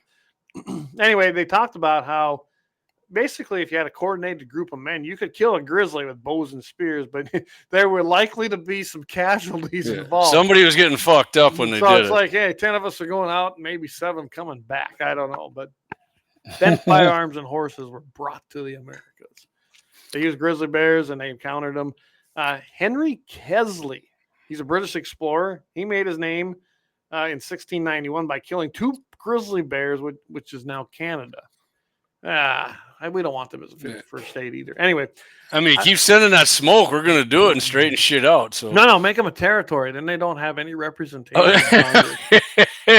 I mean, Alberta now. I mean, we might want them. They're pretty conservative, but we can still have them as a territory. Take the benefits, but not give them any votes. All right, kind of like Puerto Rico and the Philippines. Make them a territory. Absolutely. Okay, perfect. So Kelsey, he was accompanied by an Indian companion, and they'd have been kind of used the guy as bait. Yeah, he kind of did when you read it. He says, my companion made his escape up a tree. Well, Kesley, he was retreating, and he cut off, and he hit himself in a clump of willows, but he then used his flintlock, and that's what took him out. So, the modern one shot. I mean, good marksmanship with his flintlock. Absolutely. And I think they had this problem. I've been bear hunting. First rule, don't shoot them in the head. You're just going to piss them off. Mm-hmm. Especially with your lead ball. Yes, especially with a lead ball moving very slowly. I think the Lewis and Clark part of this, they kind of talked about that, or was it this guy? No, they talked, actually, I think they did. Because this Kesley got 2 of them, right? There was another bear come after the first one, and he was going to get himself some indige. Yes. And then, you got this other guy, and he was, it was a Spanish colony in California. And it come from the journals of the first expedition by Juan Crespi. This was 1769, 1760. That's 69 again. Yeah, that number keeps coming up. Anyway. He come down and he was on a plane. And here's what I noticed about all these stories in these journals. And these were real accounts. Lewis and Clark, whether it was this Kesley, whether it was this Juan. They always got them out on the open range, out in the open space where they could run them down. And that's where the horses come into play. The horses would run them down or run them to exhaustion, and then they'd shoot them. And, I mean, makes sense. I mean, you have a predator, an apex predator that's obviously going to take your ass, right? So what do? You use everything you have at your disposal, which they had horses to run them, and they had firearms to kill them. But they talked about shooting them in the head, and that's not the place to shoot them. It's actually the worst place you could probably shoot them. Lewis noted how difficult they were to kill. He says, "I must confess that they do not like gentlemen, and he'd rather fight 2 Indians than 1 bear. There's no chance to conquer them by a single shot, but by shooting them through the brains, meaning through the head. This is difficult."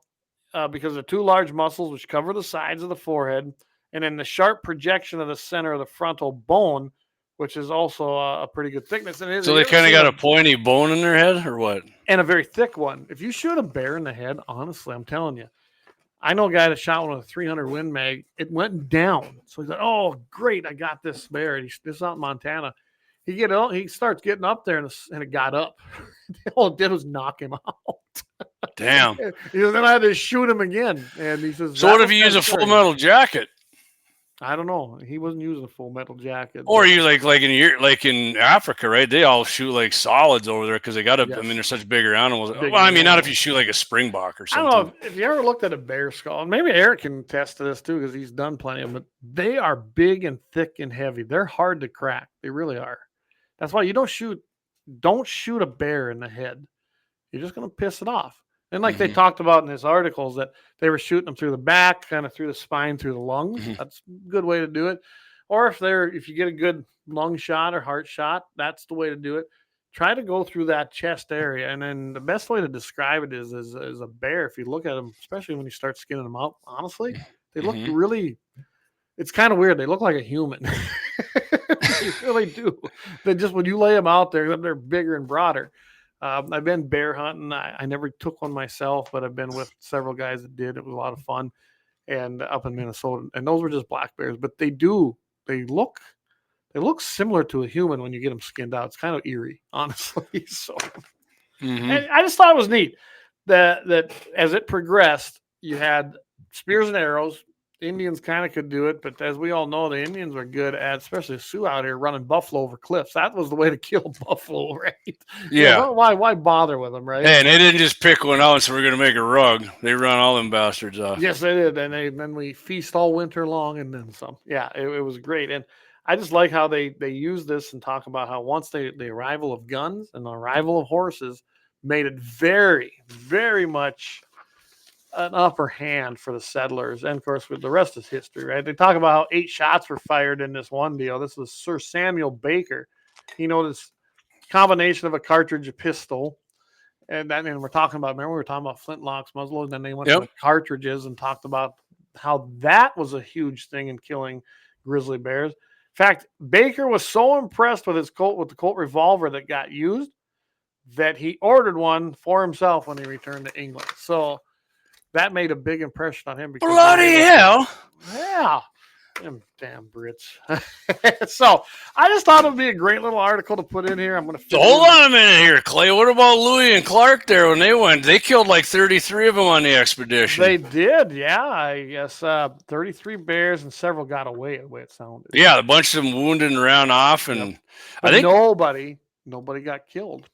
So didn't they say the first one they run into was in western North Dakota, right? Yes, that is true. Which is weird because I was listening to, you're not gonna like this, but I was listening to the Mule Deer Foundation podcast. I think Vortex Nation had them on.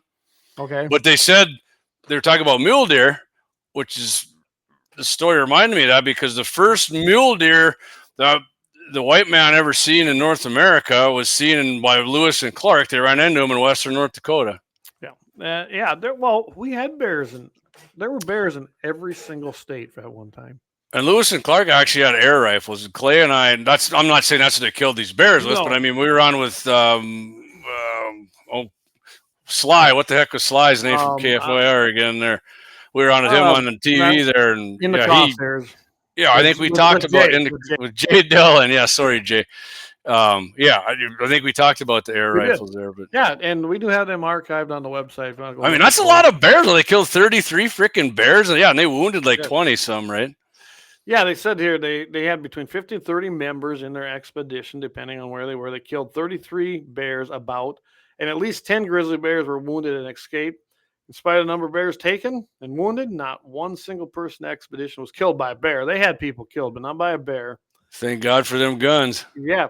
Many of the men shot the bears, and they had to run, jump into the water, climb trees, ride horses, or find other ways to escape, but none were mauled. So, yeah, they did have their good. Yeah. And that was written right in it sounded like Lewis when he wrote his, when he'd add his is what that come from. So, that's awesome, man. Yeah. Good thing they had them guns. So yeah, it does touch North Dakota. Lewis and Clark, as we know, they went through here, and they like to name everything after them now. So 18 Wheels, he says, hit that like button, guys. 3 years slacking. He's watching on YouTube. Yeah, exactly. There you go. Yes, get her done. And so I've never seen this guy on or gal here. Lack one. He says, I got my firearm license. Should I get a Beretta APX or CZ P10? You know what I would say is whatever one fits your hand the best. Doesn't matter what I tell you to get. or what I like better. It's what fits your hand the best. Or if you got somewhere you can go test them out at an indoor gun range, outdoor range, rent one and try it. But first thing you want to do is it fits your hand good. That's the first thing you want to look for. And how many times have we talked about that? We've actually done stuff on the show about that. So, and around here locally, I always recommend either going to the Patriot Defense Center, which is right there on Airport Road, or even Mandan Sporting, because I think Brandon's got some stuff there where you can actually try it out, or find somebody like me or me or Jamie. We have a few handguns you could try out. Yeah. Because let's Tom go ahead, Clay. I would say it's all about how it feels in your hand. If you don't like it, then you won't shoot. Yeah, it's like a pair of shoes, man. If you can have I love that pair of shoes, and the other, and you're like, those are okay. And you put them on, and you're like, God, these other ones fit me way better. Trust me, in the long run, you're gonna like the ones that fit you better. 18 wheels, he hits it. He says, hey, Lack One, my recommendation would be find a range where you can rent them and try them out. It's a lot to do with personal preference, and I can't agree more. And we've said that more than once on the show. It's like dating women. And you date this hot chick, and she's a crazy leftist bitch, and the other one's fairly good looking. You say you should try them on? Good right winger. Yeah, you're gonna do a lot better with the right wing chick. yeah. No, you definitely want to go out there and, like you said, either find a range that rents them or find some buddies that have them. Like, I've done that. I've taken out my nephew and I took his fiance out. I have a variety of firearms, and she found the one she liked, and that's what you go with. That's what you go with. So, like talking earlier about Nicole and Mark, they thought they liked the 223 Ruger the best, and then they got a hold of the 50, and they're like, nah. Yeah, I'm like, all right, for just shooting, but if you're gonna carry one around and there's always the firearm for the situation. Mark also was a big fan of I can't remember what 9mm it was at Axis, but when I was suppressed, he shot it quite well too. So what was that? You had that thing up there for Tom. Yeah, what was that? This is from Tom. He says, I was told when I was growing up in northern Minnesota to kill a bear. It's best to shoot them right behind the ear. I shot and killed a yearling with a 12 gauge using triple buckshot. Sweet. How far of a shot was that? I'm curious, Tom. Yeah, Tom. And you can do that. Buckshot's badass. A lot of people don't know. I'm telling you, I don't take no chances. I know where I'm going to aim for a bear. It's not behind the ear. I don't want them getting up. Remember, Clay, speaking of Jay, we did that with the bears up in Canada because that's how they could carry was a shotgun, and that's what they were using. But that's what they were using. Yep. 18 wheels. Yes, just like women. Rent one and see how you Oh, there's the winner tonight. There's the winner tonight. Oh, best comment so far. Best one yet. Funny. But yeah, I always tell that to everybody. It's all personal. You know which one I carry the most, and that's my North American Arms 22 mag. Yeah, I carry that everywhere, and trust me, just don't count it out because it's a 22 mag. It'll do what it needs to do. Bear stories are fun too, and I did see one. Speaking of your guns, Clay, the 10mm, and there was I think I sent it to myself. We might have to talk about it at some point. Guys, the 10mm is a semi-auto good enough to kill a bear. It was about half and half of the guys at 10mm saying and then the Magnum guys and the 44. No, you guys are a bunch of candy asses who can't handle big recoil, and this is what you need to kill a bear. And I'm going, I've never seen guys blast them with 10mm that hadn't worked good. Tom says about 25, 30 yards. All right, thanks, Tom. That's triple out buck, 30 yards. You drop yourself a black bear, man. Just absolutely. Put it right behind his little ear there, like you do in the little honey bottles. That little spot right behind her ear, that dimple. So, just looking over at Rumble, and sorry guys, we just can't integrate this in yet. I've tried, and I don't know what I'm doing wrong. But anyway, thanks for listening in there. We're bouncing between 11, 15 listeners. But hey, give us a awesome. like, Thanks, Rumble. Subscribe and follow the pages because it does grow. I mean, I do notice that the post deal where people start watching it later, those numbers go up. They're quite impressive actually. So give us a like, subscribe, and follow. And we appreciate it over there. And that is monetized already over there. So, and if you're having yourself a point, go ahead and share it. A point. The podcast, I mean, not the point. So do you have another mag dump, or you want me to go into another? Yep, I do have one, Clayton. Don't forget our old buddy Hassan Choker. Yeah, that's right. Yeah. Our buddy from Michigan. Yep, our buddy from Michigan here. So let's head out. Not a nice guy. No, a piece of shit, really. Eric Lodgers, I witnessed a guy kill a black bear at 20 yards with a crossbow bolt to the head. Yep. Oh yeah, I'm not saying it can't be done. Turns out I'm a big crossbow fan. What the heck's his name? Tim Wells. Is that the guy that shoots all the? He does all. Yeah, he does a spear.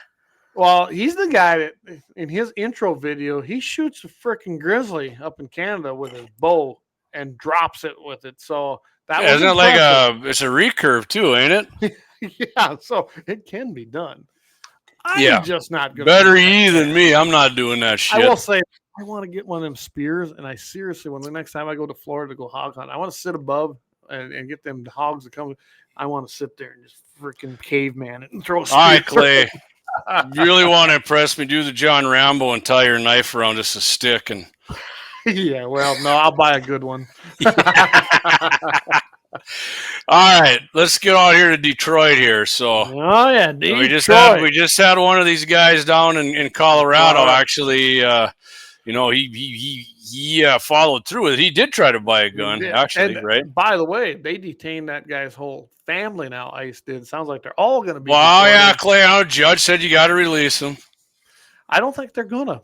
I was watching it. I'd seen one of Trump's true sources. I mean, they got to know something like they knew or they were saying shit. Anyways, next week. Yes, next week. Okay, Hassan. I'm saying Choker as his name because it's CHOKR. So I'm going to say Choker. Yeah, Choker. Dipshit, Choker. A convicted felon and resident of Dearborn, Michigan, pled guilty to being a felon in possession of a firearm after possessing multiple firearms inside a gun store, which I did watch some videos there. He did. I did too. Yep. There he is, guys. This guy looks like a great guy, don't he? Yeah. Yeah. Yeah. You know what? He's got the perfect target though for us. I mean, right there. Not enough bruises on him when they threw him in jail. You remember when Trump said that when you throw them in or get their head on the top of the door? United States Attorney Jerome Gordon Jr. That was his statement there. I'm sorry. Joining in the announcement was Chevorvea Gibson, special agent in charge of the Detroit division of the FBI. Choker aggressively targeted Jewish parents and their preschool children at a local synagogue in Bloomfield Hills, Michigan. After unleashing a menacing anti-Semitic tirade against him, he lied and attempted to buy several firearms at a Dearborn gun store. And right, Clay, Dearborn's like the big Muslim population in Michigan, right? Yeah. Yep. Okay. So in December 22nd, Choker, 37 at the time, drove through the parking lot of a Jewish synagogue as parents walked their preschoolers into the building, yelling profanities and attacking their support for Israel. After being asked to leave, Choker drove to a gun store in Dearborn. While there, he possessed a Landor Arms 12-gauge semi-automatic shotgun. It was like a bullpup looking thing, I think. Yeah, right? That's what it looked like. A Delton 5.56 rifle, which I actually talked about Delton like a month ago on the Second Amendment Saturday. They're going out of business. And a Glock 9mm semi-automatic pistol. Them Austrian. Yep. According to Michael Bloomberg and his magazine, the Killing Machine. He held each firearm, and at times he pointed it and pulled the trigger. After deciding to purchase the 3 firearms, Choker lied about his eligibility to possess firearms by indicating that he had never been convicted of a felony. When in fact, he had been convicted of a felony several years prior. Which is a felony just by doing that. Right. Like Hunter Biden did. That daddy let him off the hook, which he said he wasn't going to do. Yes. But Trump's the scumbag. Yeah. While awaiting the results of the background check, Choker indicated that he would even the score, Clay, and use the guns for God's wrath. I thought it was Allah, not God. Yeah, maybe the guy writing it didn't get it right. Okay. Don't blame me. I'm just saying whatever. Maybe Jenny Terre didn't get this right. Yeah. Ultimately, Choker was denied the purchase of the firearm after the background check. So, I'll give him credit as much as I hate there's more to the story here yet coming, but as much as I hate the background check, the son of a bitch worked here, I guess I gotta say that. So, U.S. Attorney Gorgon stated the federal government must do everything in its power to stem the rising tide of anti-Semitism. Wait a minute here, Clay. I got to interject. Biden said the number one threat to the United States of America was white supremacy. Yep, us. You ever read any stories like this about? Nope. Well, and I'm not saying white supremacists aren't pieces of shit, because they are, but I'm just saying. It's just like what we saw in Colorado. We saw that happen, right? If that had been reversed, if that would have been a black person with a white, if it would have been a bunch of people from Egypt and it was a white dude, yep. And then I'm telling you, it would have been opposite. They'd been burning the streets down, but no, none of that happened, right? Yeah, a white guy screaming "Israel rules" and throw. I mean, he hit that one guy with the freaking the Molotov. It just engulfed her, man. It burned the shit out. She was what, 80-some years old. Really? You God. Crap. Oh, yeah. Anyway. Choker attempted to purchase several firearms in an apparent attempt to follow through on his menacing threats against parents and preschoolers as they walked into a place of worship.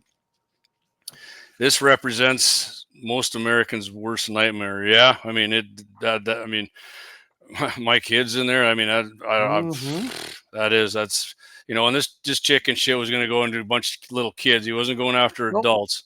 Big badass. He was going to do God's wrath, and he was going to go after a bunch of little fucking kids. Yeah. Come on, dude. Good thing them gun-free zones are working. Yeah, it worked out great. And we will not allow anyone to terrorize our Jewish neighbors. I'm still reading Attorney Gordon's statement here. We are committed to protecting every American and their right to live and worship free of fear. Good. Choker will be sentenced by United States District Judge Jonathan J.C. Gray, September 24th, 2025. He faces a maximum sentence of 15 years imprisonment, which seems pretty goddamn light to me, Clay. Yeah. When he's saying shit like that, and he already was caught terrorizing them. 15 years, really?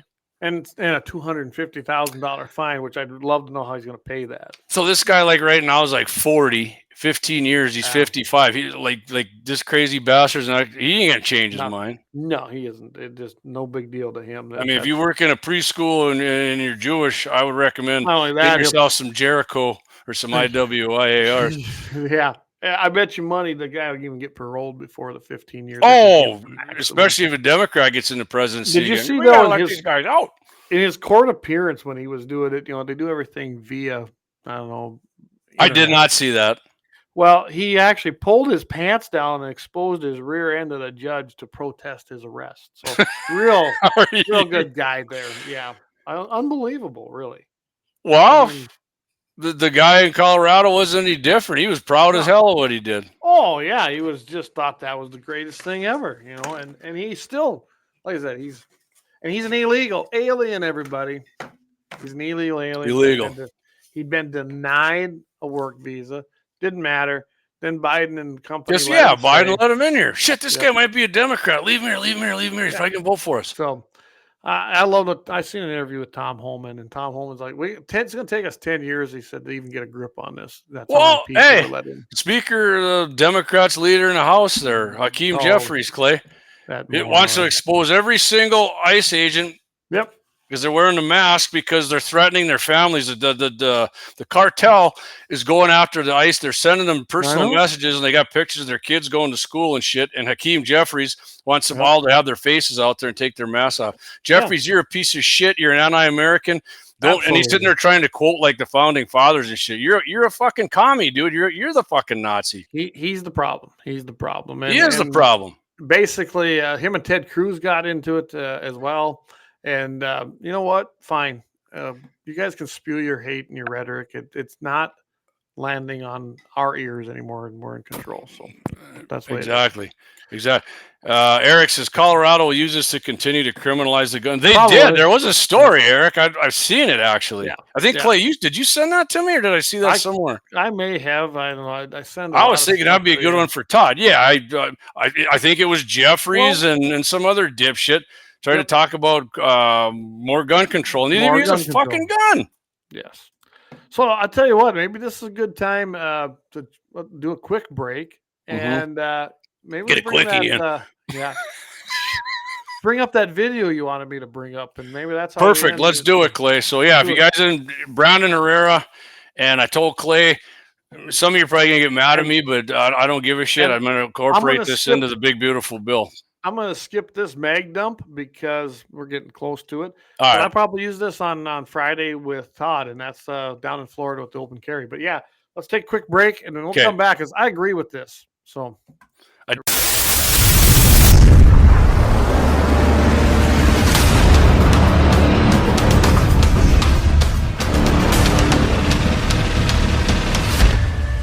Lauer Auto Repair, located at 309 South Washington Street in Bismarck, North Dakota. Give them a call at 701-258-6308. The team of mechanics at Lauer Auto can take care of any problem your vehicle is having. And when you do business with Lauer, you can be assured you're doing business with a pro Second Amendment America First repair shop. There are plenty of other auto repair shops in the Bismarck-Mandan area. But why take a chance at patronizing a shop that might not have your beliefs at heart? Make no mistake. Make no mistake. Lauer Auto is your pro Second Amendment repair shop. When you talk to the guys at Lauer Auto, don't forget to tell them that you heard they are a sponsor of Guns and the 701 and that you appreciate their support of our pro Second Amendment, pro North Dakota live stream and podcast. That's Lauer Auto Repair, 701-258-6308.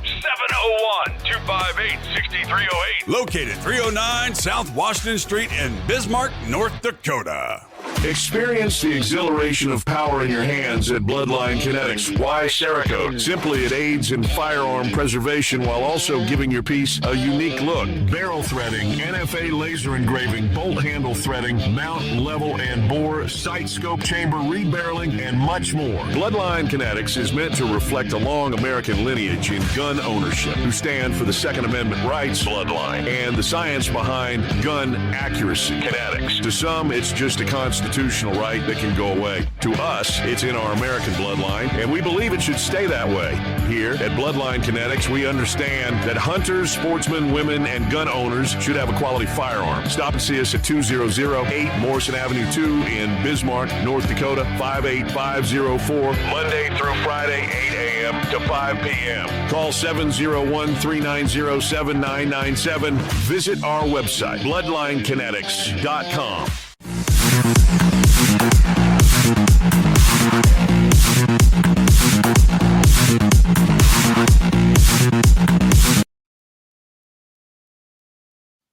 And we're back. I see, hey, 18 Wheels. He says, I wondered if you guys were going to talk about Brandon's video. He's not wrong. And that's what this is about. So, Yeah.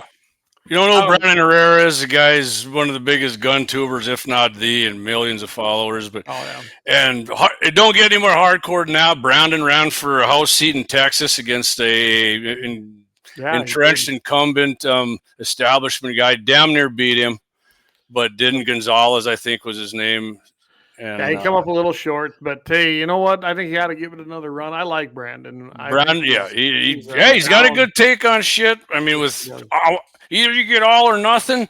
And I thought Brandon was kind of one of them guys, but he surprised me with this take, Clay, and I couldn't agree with him more here. And I think this really reflects you and me as far as what we've been saying about this. I know Leon had a little disagreement with us on that, Which is fine. Which is fine. We just see it differently. But, I mean, Leon's not right about everything.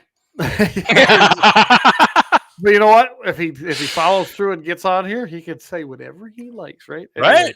So I did this at the 5 minute 30 mark. Right. Over a 10-minute video. So right.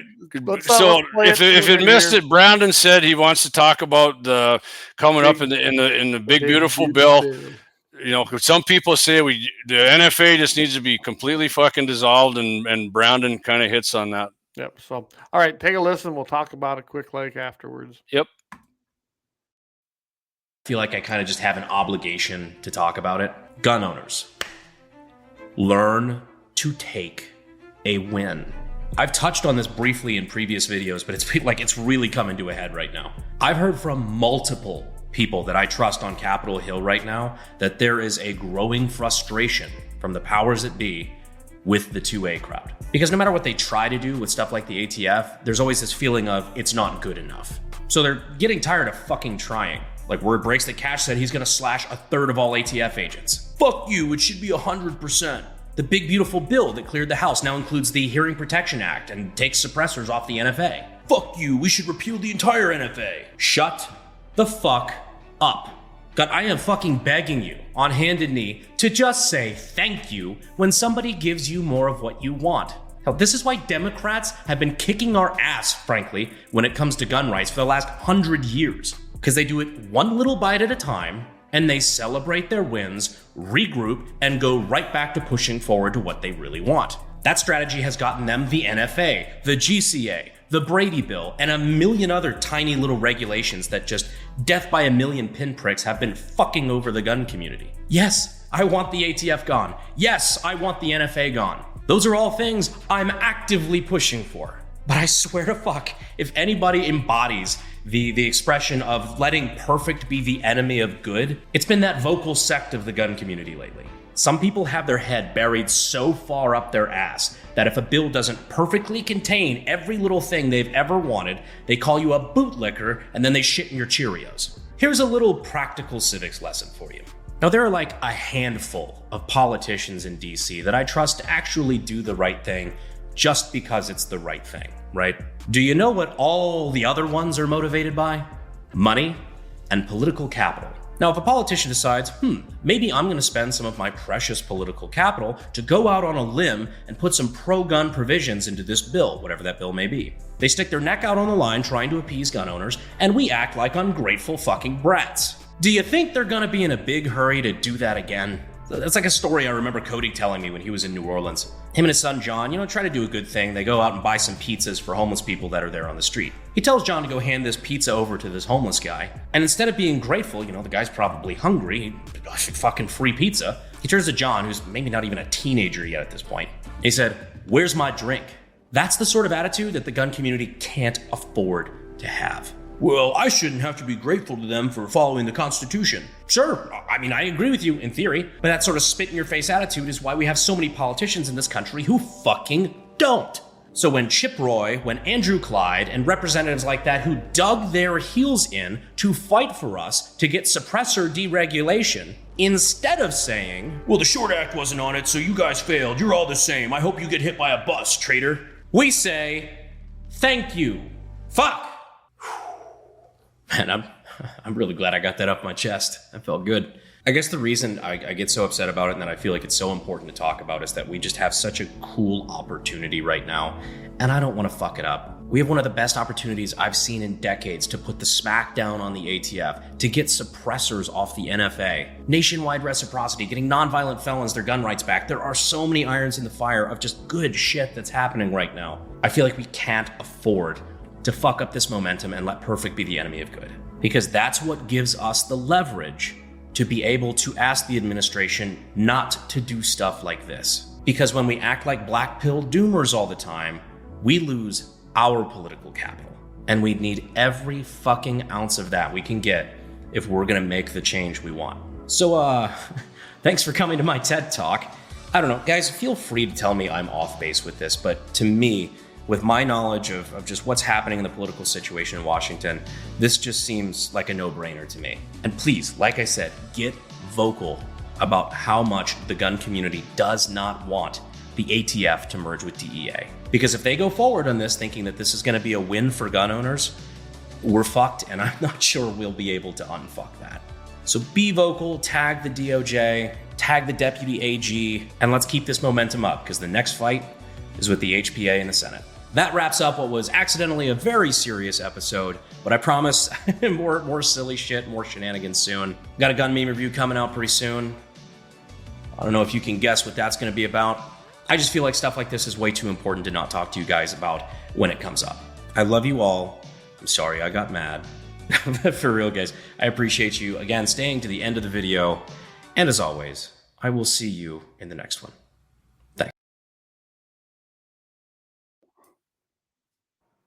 All right. So, man, Clay, yes, I always wanted to come off that articulate and say that shit, but he nailed it.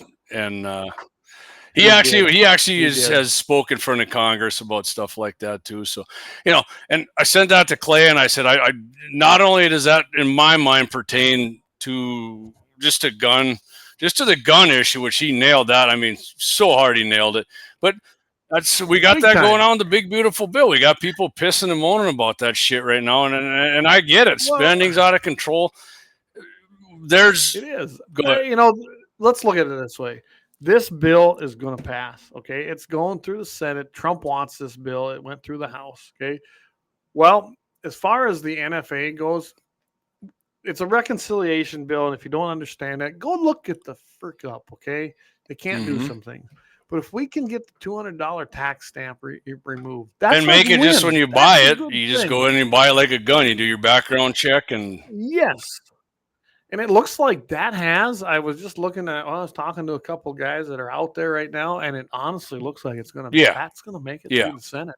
That's a win. That yeah. Well, here's some free food, but where's my drink? Yeah, you know what? Go. I love how he because it's yeah. He did a great freaking job on that, man. I loved it. And I've always said that we are our own worst enemy. If every person that actually loves guns and loves the Second Amendment would unite under one common goal, we'd never get defeated. But we don't. Right. Well, I'm mad at. I mean, you look at the gumshoes of the Fuck world. the NRA. I'm going over to Gun Owners of America. They're fucking a bunch of cowardly. Yeah, Cody Gumshoe's a good idea. I mean, he's a good example of it. Those Dustin a lot of times, and let's face it, that's the problem. If you can't have it all, then no, piss on it. Yep. Well, Either you get nothing or fuck you. I can tell you, I've been involved in this arena a long, long time. Little steps. Do you think that those of us that fought hard for reciprocity, I'm talking state to state, would have said, nope, piss off. We didn't get everything we want. We're not going to support it. You think we'd ever got anywhere? No. Exactly. And he put it in the reverse, Clay, how they got to where they were. Exactly. And that's how we did it with reciprocity. But you know what our game was? Our end game was full constitutional carry. But we knew the path was through concealed carry reciprocity. Guess what? We're at 28 states now with constitutional. 28. Over half. So when you unless think you're about Obama, he had 72, but yeah, 72. But, I mean, when you think about where we come, yeah, it took us 20 years, but we knew that was going to happen because the other side took 40 years to destroy us. They're very patient people. They, like Brandon Herrera said, they take the little stuff and then they keep moving forward. They keep moving forward. Well, some of us finally took that path. Okay, we'll take what we can get. We know we can get this passed. Let's pass it. It's a step in the right direction. It sucks. Anyway, I want the NFA gone. It shouldn't exist. I want the Gun Control Act of 1968 gone. I want the 1986 bill gone or law gone. Is that going to happen? No, not right now. Not right now. Well, like Dave says, you don't win the Super Bowl by throwing Hail Marys every play. That's 100%. Right. That's a great analogy, Dave. Great analogy. It's kind of like people who run for office and say, I'm going to do this and only this, and I'm not compromising. Well, you know where them people are? They're at home, and they're not in Congress, and they're not winning, and they've lost several elections. That's what it's like. Eventually, nobody votes for you because you're not a viable win. You're not a viable candidate. Yeah. You're not going to win. I mean, it's just, you get the libertarians in there doing that shit. And that's we got freaking Rand Paul pulling that shit now. Absolutely. I'll give him credit. He did say if you get the debt ceiling down, you're not going to raise that. I'll 100% on board with it. But I mean, what Brandon said about the gun rights in the bill, I mean, a lot of that pertains to the big, beautiful bill. I know a bunch of people are pissed off about the spending and you got to cut more. You got to. Hey, we don't let, perfect be the enemy of good, man. And when there's so much good shit in this bill funding it, actually there's a portion in there, Clay, that reins in these goddamn judges from freaking doing this shit to Trump every time he tries to deport people. Right. And I don't know how there's a big picture here, man. And we got a short amount of time. And if we got to start all over with this fucking shit. So I don't know how many have read the actual bill. I have not completed it yet. It's a big bill. Okay. Halfway through it, there's a lot of good stuff in it. Take my word for it. And there's a lot of stuff in there I don't support. Trump said it himself. It's his bill, and there's stuff in there he doesn't. Problem we have is that we have freedom. Okay. Yeah. And the best thing, and you know what the awesomest thing is that we have freedom. It's a double-edged sword at times, and you've got still we do. Yes, we have a slim majority in the House. Ultra slim majority in the Senate. But you need 60 votes to pass an outright bill. You need a simple majority of 51 in the Senate to pass a reconciliation bill. This is a reconciliation bill. So everybody out there pounding your chest and beating it and saying, you need to do this. You can't do it in this bill. And you can blame Robert Byrd, who's now dead, the former KKK Democrat. Yeah. He's the guy that pushed that in the 70s, and they have the Byrd rule. And it's law. And until that changes, you can't do this with reconciliation bills. It's that simple. I mean, I actually agree with that law, really, because I'm just what? pointing it out that's the law, and unless it's changed, you can't do what some of these and listen, if we just get rid of it that way and a bunch of other shit, and if the Democrats get power, then it's going to come back twofold. Now they're going to be pissed. They're going to be like, all right, you want to do that? And that's why it got supported, and that's why it passed, because even the other side knew that this was a limitation for both sides. That's what I mean. I agree with it. It pisses me off, but and listen, Clay, you're going to piss off a bunch of Trump voters if this bill doesn't pass, and you get your ass kicked in the midterms. And if you lose the Senate, guess what? You don't get to appoint freaking constitutionalist judges anymore. And then no matter what you want, your money ain't going to mean shit, because then they're going to give amnesty to 10 million. You get DEI back in the schools. You get no more freaking judicial appointments. The left already owns a judiciary in this country. We're trying to at least make it even. We got a lot of work to do. All this shit goes by the wayside. If we waste another 6 months battling this shit out, I mean, yes, but and yes, there's things in it I don't like. I'll probably finish up reading it this week. Right. There's shit in there I don't like. I can tell you right now, I'm going to urge Senator Kramer and Senator Hoeven, which I'm sure they're going to do anyway, to vote for it. Okay? Yeah. And knowing that there's things in there I despise, but there's things in there I love. So, Clay, there's also now the big thing. Oh, the CBO said this. The CBO is controlled by freaking Democrats. The CBO is a Democrat freaking. And look back to the Obamacare, Biden's freaking Great American Recovery Act. The OMB is the one that's actually a bipartisan thing, and the OMB is on board with it. So treat the CBO like the North Dakota Legislative Council, okay? The CBO is not the Congressional Budget Office; it's the Communist Budget Office. There you go. Yeah, and I don't trust a damn thing. All right, Clay, let's get to a few of these comments. There's a good one back here. 18 Wheel says, we lost our professionalism in this country through the years. There's no give and take anymore. Look at the divorce rates. I mean, you guys are awesome. We're kicking ass on some comments here. I love some of these comments. JR, he says, I need to meet Leon. We can make that happen. Absolutely. Absolutely. Leon's freaking awesome, man. I did respond to him and say that Leon's freaking awesome. So 18 Wheel says, would you say it's a big, beautiful bill? No, I would not say it's a beautiful bill. It's a big bill. It is a big bill. But it's beautiful is not how I would describe it. But you got to remember that Trump named it.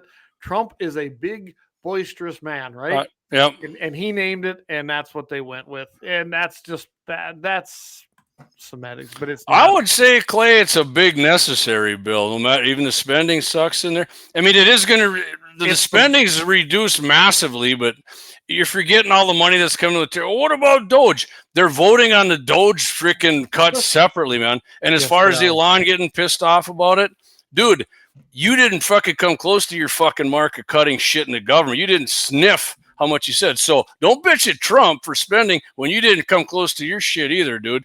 Well, I mean, and I'm not reel it in a little bit. Elon's a lot like Trump. I mean, he sets goals up here. Right. I kind of do that myself, and then I might hit here, but it's still better than what was in. It actually kind of, when you're looking at the other side, and I used to do this all the time. Don't get mad, some of my volunteers, where I'd set the goals way up here. Right. That's how Trump. That's how Trump. Art of the deal, man. And generally, we went above where I wanted it. I mean, that's just the way it was. And so it was the give and take. As we just seen the comment, I knew I wasn't going to get anybody to do this, but I really wanted it here.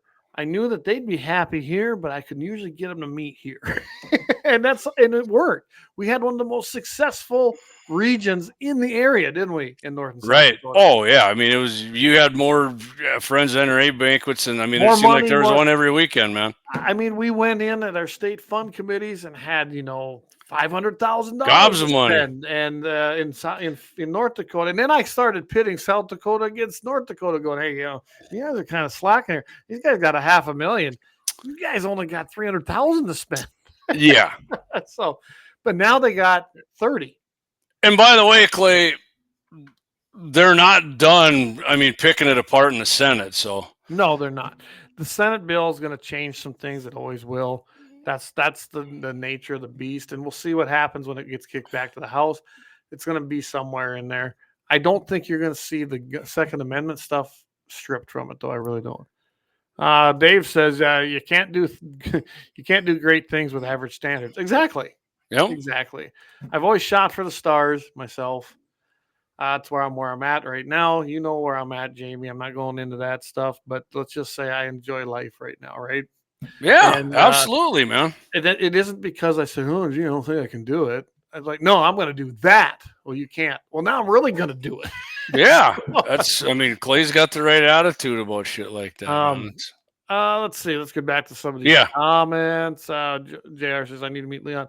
He says, "What did you say?" No, Joe, indeed. Joe, he's awesome. And then we got Tom in here. Tom says, "A lot like hiring Carson Wentz. Teams are gun shy about hiring him now because he's injury prone. Same with voting for people who aren't electable." Very true. And I'm just going to call it out. I like Rick. Okay. Rick Becker. Friends with Rick Becker. I like his philosophies. I like what he stands for. I still got a sign in my garage, actually. I do too. And I voted for Rick Becker. But I'm telling you right now, and Rick said he's not running again. Rick now has put himself into a position where, he's got to take a break. Okay. You got to take a break because he's lost too many elections. And that happens to anybody. You can only run so many times. Mm-hmm. I ran for county commission. I lost that by 20 votes, and it was my own fault because I didn't get out there and really campaign. I'm probably going to run again. This time, don't mount a real campaign. Now, if I get beat again, I'm not going to run again for it. Not for a while. But I'm not going to change my philosophies. You're either going to vote for what I'm for or you're not. And if you don't want me, that's fine. I won't run. I got other things to do. I don't need that job. I just don't. Yep. Well, no, it's and you know what? Rick tried it, man, and like I said, and Rick was a hell of a legislator. I mean, big conservative, but I mean, just being that big. I mean, just being more conservative doesn't get you elected, man. I don't know if that can happen anymore in a statewide election, for sure. Not a nationwide. Right. Trump's more of a popular. I agree with Trump on a ton of shit, for sure. But there's things I don't like. But Trump was the man to vote for. I'm very pleasantly surprised. Yeah, I mean, he's pretty goddamn conservative, man. If you're conservative, I mean, yeah, you can piss you off on his spending stuff, but I mean, for all I know, his plan and it comes back around. I don't know, because it's supposed. Trump is, and he doesn't do anything different. I'm not doubting the guy anymore.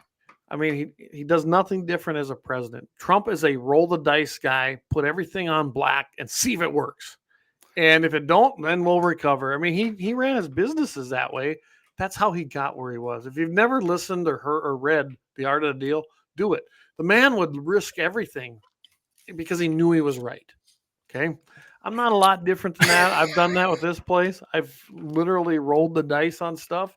And because I knew damn well I was right when everybody said I was wrong. And guess what? I was right. So, yeah. Like AT Wheels, he says, again, just like a woman, it can be big, it can be beautiful, but it can't be. Eric says, for some reason my comments aren't showing up on YouTube. Damn. And we got this one. And then AT Wheels, what does he say there? He says, Eric, CommiTube won't keep us down. I thought that at first when I realized JD is just scared everybody after he texted me and told me to say it. Oh, my God. That's you know me. So the numbers have been great tonight. So do you have a happy ending chronicle to end the night? I thought you had one, Clay, but I tell you what, if you don't. We don't. I'll tell you what. We can pull one right out of here real There quick. we go. I mean, I had some, and I just honestly, Jamie, I got busy today. Well, I tell you what, you keep going here. All right, I tell you what, here's we're gonna do one right here, Clay. I'm gonna just pull eeny, meeny, miny, Miami, Florida. I don't know what this one's all about, but we're gonna do it right here, right? I love this cold, happy ending. Cold bore shot. Let's see where it hits. All right.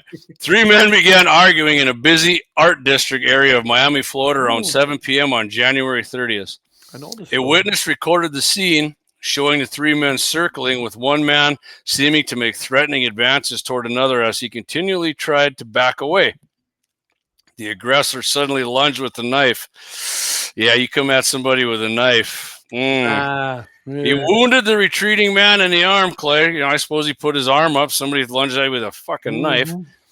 The wounded man then shot the assailant also in his arm, at which point they walked off in different directions. Police arrested the knife-wielding man after he went to the hospital for treatment. No charges are expected against the defender. Happy ending was just got cut in the arm and didn't get, stabbed in the neck. Which, by the way, I'm going in tomorrow. I'm getting ultrasound on the neck, so we'll see if my arteries are clogged. That's not good, my friend. That's not good. I don't know if they are. We're gonna find out. You know what? What you can do though is tell your wife that sex helps with that. So go ahead and that one's not clogged down there. So. So that is a happy ending. The room temperature has been assumed. Yep, got circled by vultures, got his arm cut, and then said, "You want to cut me in the arm? How about I shoot you ass and ears?" Do not bring a knife to a gunfight. It's that simple. We've done this how many times? Hey, even Obama knew that, remember? They bring a knife, we bring a gun. Exactly. So, all right. So Friday I will be on with Mitchell in the morning. Todd is returned, and Todd and I always have a good time. So we'll be doing that 7:15. Good show, real good show. Probably the best show on K-Fire, really. It's got to be. Sorry, Scott, I'm a little more partial to Clay as my partner. I don't know. I know that I didn't get on there with Mike, or not with Mike. Sorry, with Michael. With Michael. And Go to mornings. We were talking about doing it Friday. I don't know if that's going to work for me the way it looks. So make it work, Clay. I know. Did you happen to visit with that guy at all? No, I did not. I apologize. I will. I promise you, I will. Yeah, we'll see what happens. And I think I didn't hear back from Michael, but I think he's recovering from whatever he had done or something. But yeah, he had some. I think he had some wrist procedure done. But I'm still there. I guarantee, if nothing else, it for sure be in July. So anyway, we'll get that done. Todd's been great to us. K-Fire's been great to us, and you can find us every Friday. It's either me or Jamie. Usually it's me, and Jamie fills in when I can't do it. Yep. I'm not doing Michael's show anymore just because it takes too much. I got to use my vacation, but I can swing it with Todd's show. It's 45 minutes, and Todd's the OG with us there. So Brian says, midnight deadline for deer tags. Only a couple hours left. You forgot. Don't waste your time in 3B2. You won't get drawn for a buck tag. Agree 100%, Brian. I added a little bit on that one. and don't apply for 3F2 because there's no deer.